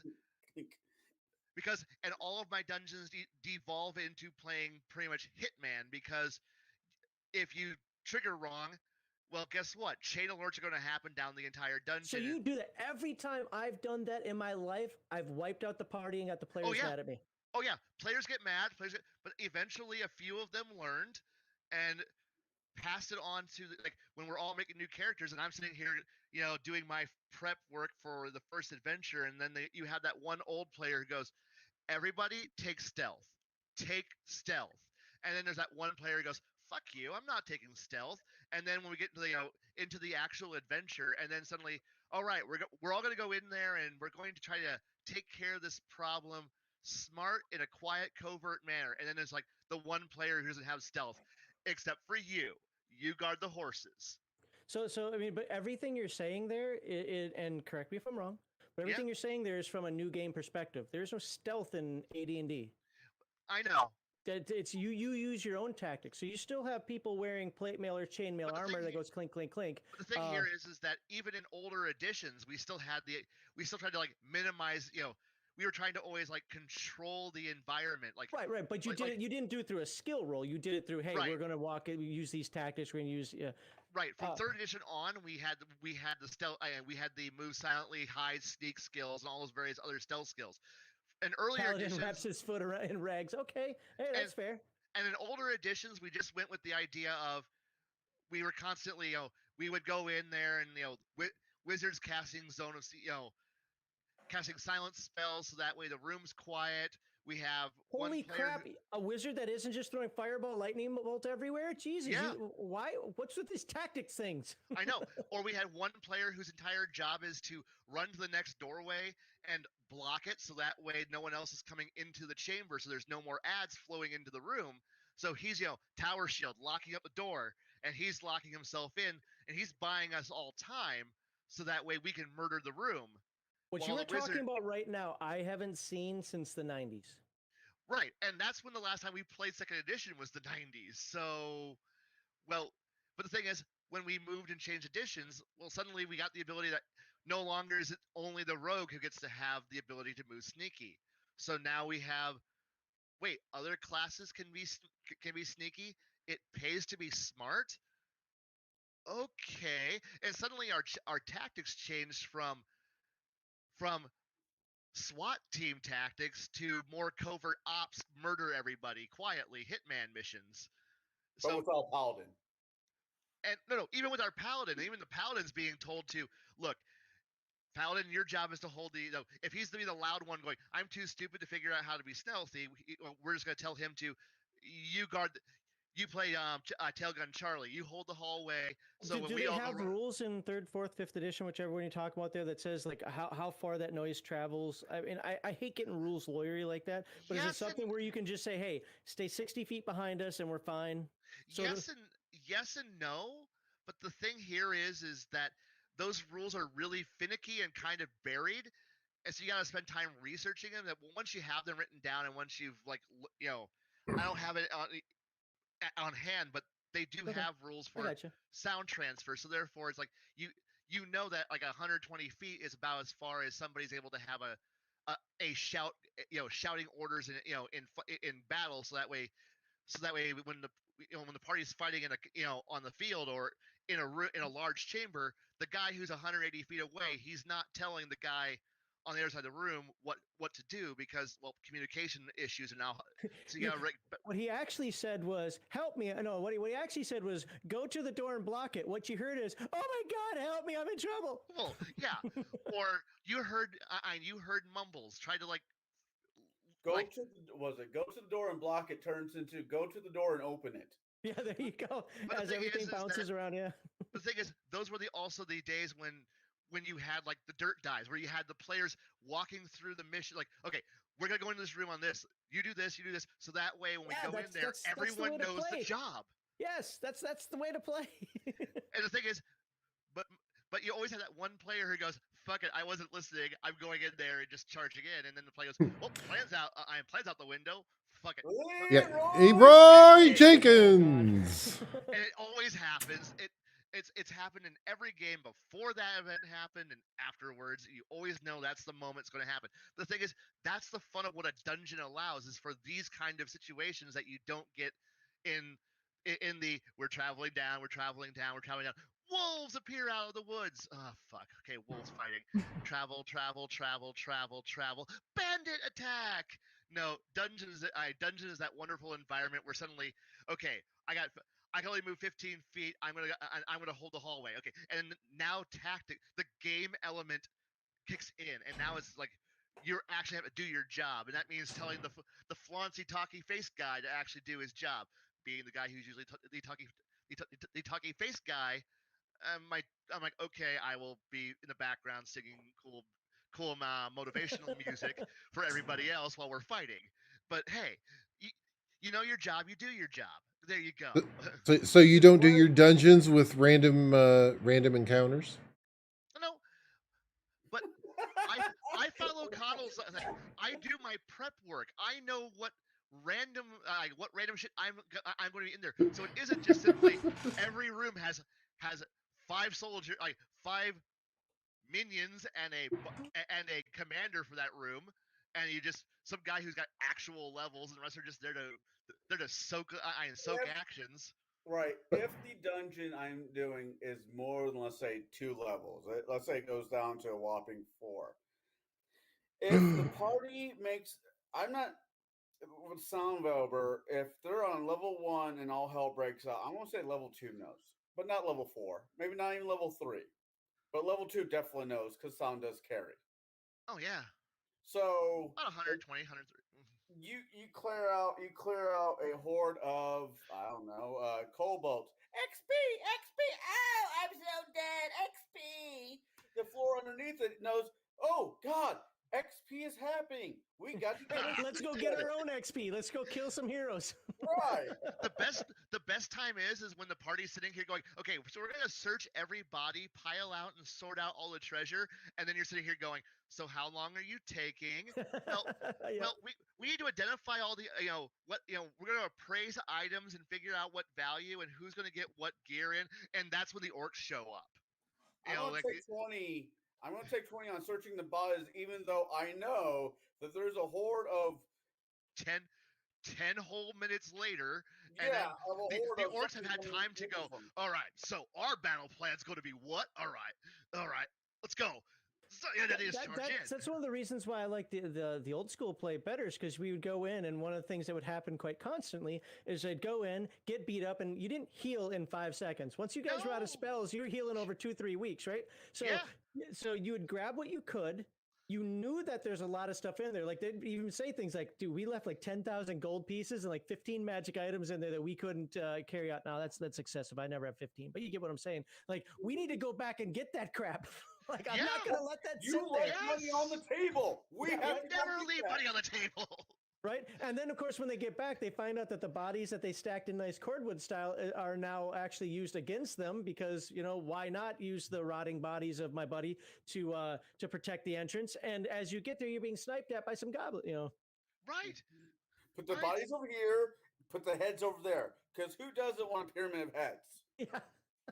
I do. I want one. Sorry, I watched what was that Venom earlier today, and that movie just makes my inner child giggle.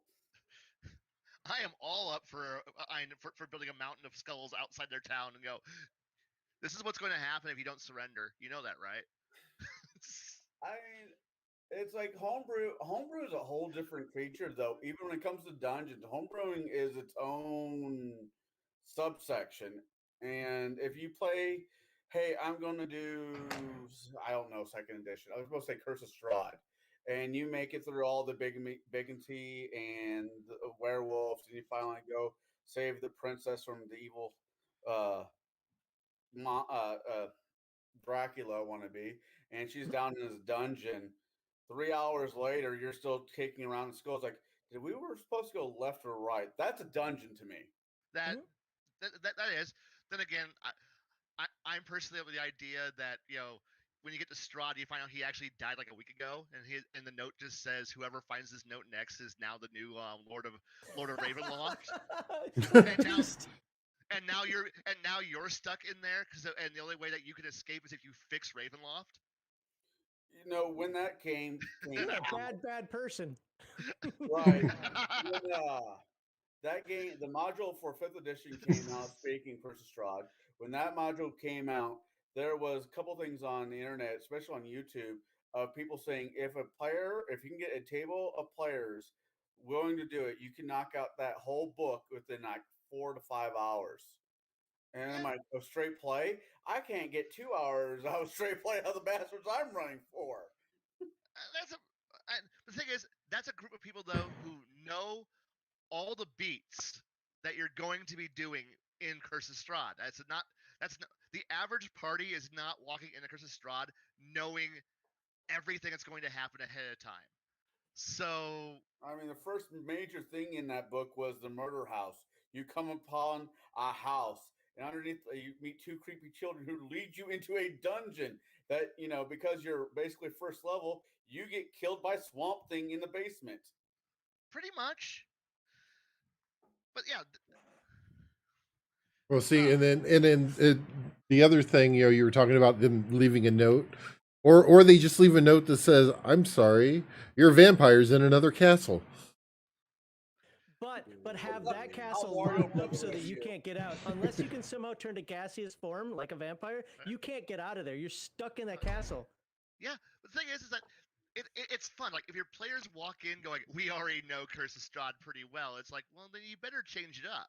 You better change that dungeon up because Well, they already know the answers. Why hand them the That's answers? the other thing I've struggled with, and some of the people who've watched Legion of Myth before, or other people's channels I've been on, said this. Like, it's a weakness of me when it comes to dungeons. I'm that guy that wants to run it as written. That's why I don't do modules, because I know that's not how they're supposed to be run. But I can't help it. It's that I mean, I don't have any sort of A or O or MDDs or whatever, but it's like some sort of like little OCD compulsion. It's like that's the way it's written. That's how I have to run it. That's how I want to run it, and I know I need to change it. And when I do change it, I'm always like, but did I by changing it, did I screw up the writer's intent? And it's like, oh my god, like when I write a module, I would never say run it as written. I would say, oh my god, if you run it as written, you're weird. But if I grab your module, I have to run it as written. Like, you see what I'm saying? So I've always struggled with that with dungeons. Yeah, and more power to you on that one. I am the exact opposite. I'm the one who looks I at want to be the exact opposite. But the Teach thing me. here, okay, the answer to that one is quite simple. Don't give it like, when was that module written? What, 1979? Don't give a shit about like The original Strahd? 80s. 82 or 84. Oh, the original one. Let me look. It was in the early 80s, early to mid 80s, I think. Yeah, it's early. As Max turns around and goes to his bookshelf of holding. I'm sorry. My bookshelf of holding only has Legend of the Five Rings and Shadowrun on it, so I don't have anything useful on it. So I don't All mine are downstairs right. in the library. I have nothing of value. Oh, wait, no, I do have somebody's old second edition player's handbook over here. Cool. Well, I can't find it right now. I probably mixed it in with my Ravenloft stuff instead of my modules, but yeah, the thing is that unless you're playing with the actual writer or having the actual writer over your shoulder going, that's not what I intended. You can actually have a bit more fun going. Oh no, my brain 83. knows this. Like, Yeah, I can talk to you about this and say this, but when I'm in the module, when I see it, when I see a place where I'm like, okay, I really need to change this spot up because of what the characters are doing, because I know they already know the secret or something like that. I'm just like, no, but this is the way it's supposed to be, and I just get that block. And there are some moments where if your players do have that where you think you're the most cunning GM in the entire universe, and your party goes, "We figured out the entire plot line right now," and I'm like, "Okay, what are you gonna do with the fact that you now have that you know what I'm doing?" And then it becomes the power dynamic shifts a little bit, and for once it's not you as director and your party reacting. Now it's the party's directing to a degree. For as long as they're accurate, they get to have a little bit of control.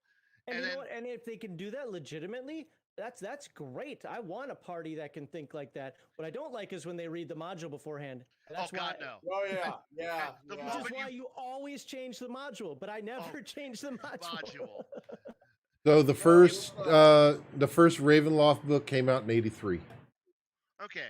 Well, I can almost guarantee you that the guy who wrote the original Ravenloft book probably is not going to be here to talk to us. I don't know. Tracy Hickman pops up everywhere. He popped up in Germany when I was out there. I'm just saying. Man, okay. If he shows up in rural, in some small town in central Illinois, to yell at me for not running Ravenloft right, first off, I'm calling security because he's not where he's supposed to be. Security, gotta go.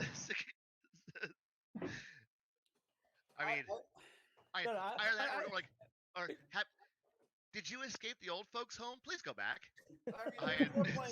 A strong argument to play the rules as written, especially for modules, and it really doesn't matter what module is, because with new players. Let me put this with new players. When I am having people sit down at a game shop and I'm running for them, picking modules that came out in the last 10 years or 20 years or whatever. 10 to 1, if they're under the age of 20, they've never played it before. Oh, they never have. Sure. Right. So I can get around playing, running Rise of the Runelord out Pathfinder, 5 different directions with kids who don't even know what this come from. And I can tinker around with, okay, this didn't work last time, but this way, just to Make it once better. again, make it better for the players because if it's a group of buddies God. sitting around the table, you can do basically abuse them however you want because they'll put up with it because unfortunately they like you. But if you're working through a game shop, the kid gloves have to stay on. They do, and I I understand that. I mean, rules is written now. See, I guess I have to differentiate between the people who play on that competitive. I don't know. I know it used to be called RPGA or whatever the heck it was called. The official Oh yeah, TSR yep. certification RPGA. for yeah, and I know it's got new names. It's been rebranded to I don't know Adventure whatever League, or is that the Pathfinder Adventure one? League or Society Play or Yeah. whatever. Like those people, they have to play it by the book because you know what? They're playing an officially sanctioned game in an officially sanctioned environment, and it's might as well be a pseudo convention tournament And those gameplay. characters go with those people around the world. They get like signed Mhm. off on and so forth. 'Cause Yeah. The Yep. group that I was in when I was in Germany, they were all society players, and they got mad at me because I refused to sign up for the society. I said, "No, I want actual experience points, not this weird stuff that you're handing out." Yeah. But they're absolutely serious about it. They got certified. So yeah, you have to follow. And for those kind of people, you know what? Cool. Play it, run it. You're just trying to like beat your best times and hope your dice don't fuck you. Mhm. And that's that. And that's Those a cool. adventures are god awful. Well, yeah, Yeah, because except for the one in Pathfinder when you find a pair of mech suits. That one was actually fun to run. oh god, Iron Gods or something like that. Yeah, it's something like that. It was so bad, it made me giggle, and everybody left the table that night laughing and having a good time. It was pure cheese, but they It is enjoyed themselves. now, but the thing is that most of us, I don't think any of us are running a society or adventure league game. So none of us need to be signed off. None of us have to worry about the evil overlord who at corporate HQ going, I believe you are running the game incorrectly. At the current moment, technically, I'm working at a brick store, so yes, I'm running society. Okay, so you're running it, but unfortunately, well, fortunately for everybody else, most of us are running out of our basements or out of private locations. So Oh yeah, there's yeah, that's where you get to abuse your friends. I get it. But even Oh, if you yeah. play at a store, society play being something totally different. But when I Right. played in stores in the past, it'd be like, let's say you were running a game, like, all right, I'm gonna be running a game. It's gonna be use Forgotten Realm Gods, but it's gonna be my own maps and a 3d6 straight down the line. All right, come back next week with your characters. It'd be stuff like that. Sweet. And then you'd come finding out that that it's a homebrew setting, of course, but nobody complained about this stuff. The only thing was like, No. just let me know what to expect. So when I make my character, I just got to know that it's viable in your world. Other than that, who cares? Yeah, and I Right. completely agree with that style of gaming. But I'm talking that was gaming stores. That's when I lived in that New was Mexico when and Mhm. Illinois, and stores before the millennials, or okay. whatever generation we are on now took over. I technically, Zoomers. I don't. I hate the. I was born in '83, so by definition, I'm a millennial, but I hate my own generation. Youngin. Gen Man, X baby. I was Tail like, end of Gen X. I want to be a Gen X. All my friends are of that generation. I get you people. I don't get my own people. It's just bad. You people. But no, you know what society, Clouds. this is why society and Adventure League was created. It's because somewhere down the line they've decided it's okay to give everybody a trophy. I'm sorry you shit your pants on third base. Go home with a trophy. But And I, that's why these systems were created the way they are.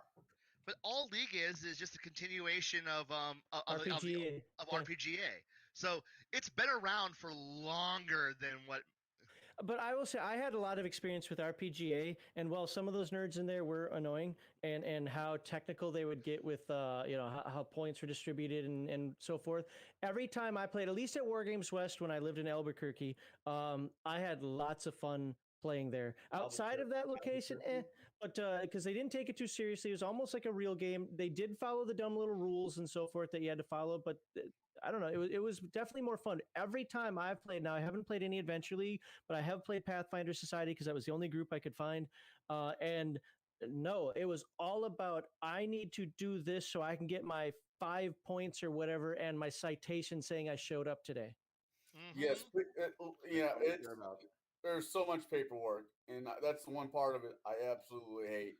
Is I end up doing more paperwork saying you showed up and played than I am putting prep work into my table. And as somebody who likes paperwork, I find that annoying. It's the reason why I don't play Wizards. Wizards equal paperwork.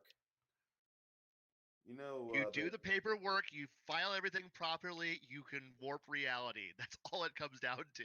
the tabletop game I'm rewriting there, Andy. It never once mentions that you should have Hero Labs or PC Gen for your character. It always says write your character up with a spare college rule notebook and you'll be fine. Oh no, that's fair. But I'm translexia and dyslexia, so I need trying to do this stuff is not my best friend. That's why you use the computer to assist, then transfer to paper. That's why you need one of these just on hand at all times. At It's all like times. these are gamer nerds. We don't use logic. I don't know. Is this college You want rule? logic? Yeah, These are the that's war like gamers. wait, That's that's like a communications company, actually, dealing and communicating with each other, each department. Look, That's look, blasphemy. you were in the military. You know this, and I think it's true in the civilian world when I worked there as well. Comm troops are the worst communicators. yes. Actually, no, because the commo guys were my buddies, so I could get First of all, you pretty. guys in the army can't even say it right. You add a stupid O like it's Spanish on the end of it. COMMO. I got nothing. I'm out. I'm I watching now. Wick, I don't know what you're talking about. Hey, Yeah, before you we go over get there started, and build let's get some something. popcorn. Bruce, go over there. Bruce, go over there and build something. Yeah, let me go get some popcorn before we get this started. Hold on. Ding ding. Round one. There's no O on the end of comm. Oh, Stupid army weirdos. Calm. oh. No, the dungeons, Max. The easiest way that I've ever used a dungeon is I get familiar with the layout. Right. I look at the layout, look at the map of it, and once I have an idea of how that map is set up, I think of things like where would the food be? Where would the monsters go to eat? But when I build almost my have, own, like, I have no problems. It's using anybody else's, like Oh. module dungeons. That's where I struggle. it shouldn't be hard for you. It really should not. No, because play- every you play time I see a Dungeon Keeper. module dungeon, I'm like, oh, you guys walk stomping in there. The entire dungeon should now be coming out trying to eat you. The Oh, Hydra yeah. at the bottom heard you. You were so stupid, and should be coming out here to the. I This is why- agree. This is why every dungeon needs to have like a line of zombies who howl at every 40 feet in the walls. So that way, when the fight starts, the zombies just go, "Ah!" And then they just summon all the other ones, and then the necromancer at the bottom of the dungeon, 18 levels down, goes, "Oh, I have guests." Early warning system just went off. Ah. Zombies have gone off. Fresh Dispatch troops. Dispatch the whites. Baron T-Rock, can you go up there and set up the trip zombies again, please? Okay. So On it, boss. yeah, a couple of weeks ago, I'm in one of my buddies' campaigns, and I'm playing. I can't believe I'm playing a bard, and I know what you're gonna say, Bruce, but I'm playing a bard. And I cast sleep, and because I'm past a certain level, it gets an extra D8 or extra D8, right? I cast sleep. The orcs that were about ready to fight go with sleep. They go unconscious.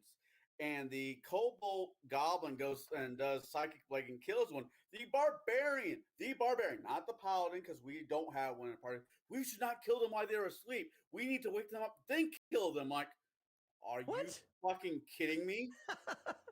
A barbarian with a conscience? When did that happen? See, this guy, Because of honor. It's dishonorable. I can't gain honor from from sleeping people. No. I mean, if you think about it, a lot of the barbarians are very deep in with honor. Well, someone. if you play your something. barbarian more Native American oriented, I guess I could see that. If you're playing your barbarian the freaking Nordic Viking way, where you're out there without a shirt on, in the middle of a blizzard, smacking things with your coked up battle axe, hey, you don't care. You're blood eagling everybody. Sometimes your friends. How do I get Someone a put the coked up sleeping battle axe? potion. Look, someone put the sleeping. I poison in the milk for the barbarians. So we can go actually do the real work. Yeah, we're going to totally BA Baracus this. Yep. Great. The Klingons. The Klingons see about honor again. Quick, spike his milk, so that way we can go out and This kill guy people wakes properly. up. This guy wakes up the orc and tries to tie him up and wakes him up and says, "Hey, where's your leader? We're gonna go through the dungeon. It was actually supposed to be a dungeon crawl." And what does he do? The orc yells something in Orcish, which the DM basically says, "Intruders, intruders, danger, Will Robinson, intruders." And next thing I know, a party of 5 are facing down like 8 different orcs, and I'm looking at the barbarian. I'm like, go on, now rage because you did something stupid. Go fix your mistake. Please be mad at yourself over this. So when you do something dumb in the beginning or the middle of the dungeon, yes, it should have consequences. There should be a line of ass kicking, whatever, below levels coming up to greet you with a smack to the face. And say, that's what the were you fun. thinking? And that's the fun of what a dungeon gives you. But I hate to say it, we've just hit 2 hours, and I would like not to go too far past that. Only because I have work in the morning. I'm This so is why sorry. you never invite Max to a stream. If I ever have a day off where I don't work and there's a stream, that'd be great. I'd love to have a 9-hour stream. That would be fantastic. But I have this thing called work in the morning and trucks. And I'm lucky if I've about a 3-minute streams, but that's early when I first wake up. And DOT doesn't like you when you don't sleep and drive. Oh, come on, Garrett. That was funny. You guys missed it today. We were getting ready for the morning meeting, and the news came on, and they were showing a Amazon Prime truck in San Antonio. Let me see if I can pull up the Okay. this.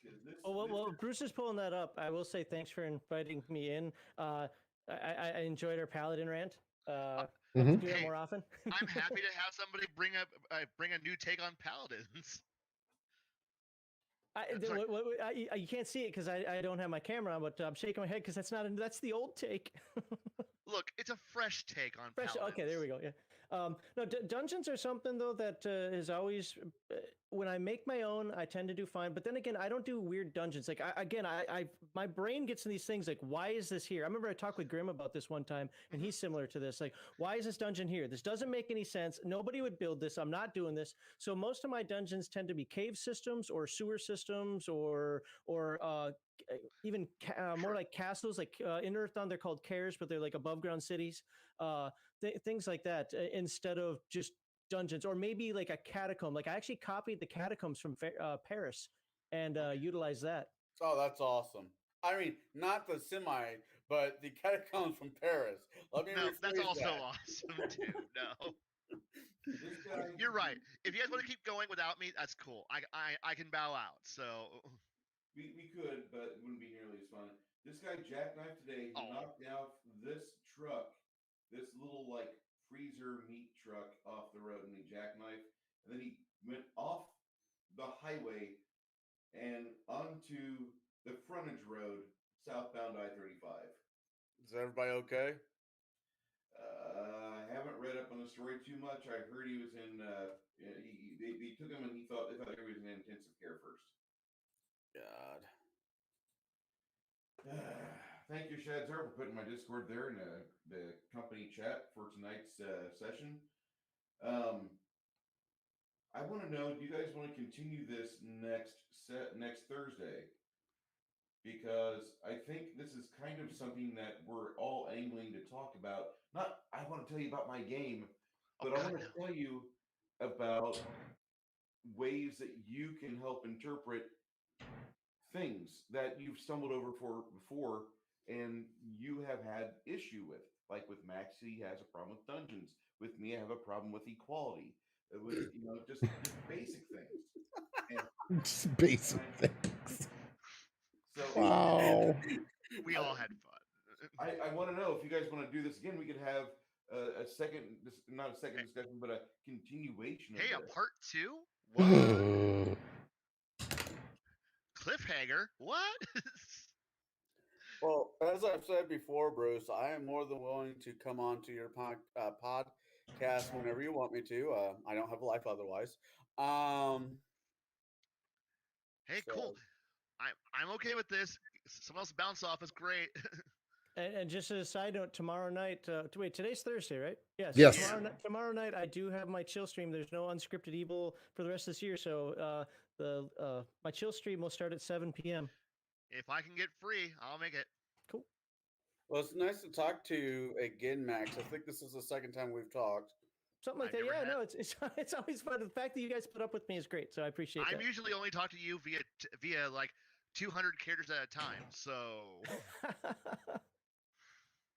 or by I thought it was 2,000 characters at a time on Discord because I don't do Twitter much. no, it's 200 on YouTube. It's 2,000 on Oh, okay. on Discord, and I tend to write small thesis papers. So Hey, that's my style as well, so I have no problem with that. all right. Oh God, equality, ecologies in our dungeon. Well, that's the topic for tomorrow night. No. Oh, And there is Max's link there. Put it in both How do mine you have and equity Lucy. between hobgoblins and goblins and dragons. Well, goblins and hobgoblins are the same species. Dragons are just horny and they'll do anything. What world are you? Wait, where are your dragons coming from? Because if I see a dragon with a schlong coming after me, I'm running. Dragons are the new Zeus. They'd hit it. Pizza miniatures. You have a new quest. Kobolds come from somewhere. Oh my God. I remember reading it was a splat book for 3.5, but what could breed with what? Like humans can breed with most things. No. Like, and then they got down to dragons, and dragons can breed with everything. I'm like, oh my God. The worst that I saw was actually in 5e, where somebody showed that a Furbolg and a gnome had a half species. I said, I'm out. I'm done. No. What would that be called? God. A Quasnob? A Nob? A Nomfob? God. A tribble. Yeah. So No, Kyle's like, well, I where was had going to go to trouble sleep. Now Furbolg? I'm not going to be able to sleep thinking about that one. Great. Just- grade. Shut yeah. up. Yeah, just don't think about the ants chasing you on your bike either. You'll be fine. I mean, I'm there's not other 10 questions anymore. I want to ask you that, but it's not the time or place for that. Dragon gnome kobold. Okay. Yeah. Isn't No. like a Great Dane hooking up with a Chihuahua? You just feel bad for the Chihuahua? I mean, Oh, but the Chihuahua's the male. oh. So there's a joke, but it's just neither the time or the place to go with that. Nopes. All right, guys. Thank you much for definitely joining us. Make sure you do go check out Max over on his channel because probably myself and Bruce will probably be over there tomorrow. Yeah, I can make And it. we will be back and we will revisit this next week. All right. See you in So, 7 days then. Yes, the Dungeon Classic Orgy. Amazing topics. You'll have an entire grouping of fans from the East. This is the cliffhanger, Bruce. We have just started talking about the dungeon we're going to talk about next, Mistress of the Darks dungeon. And remember, Oh. safe word is kumquat. Fire at will. Thank you so much for joining us at Table Breakers. We'll see you on episode 10 next week, 7:40 p.m. or 1940 for you DD214 motherfuckers. Take care, everybody. Night.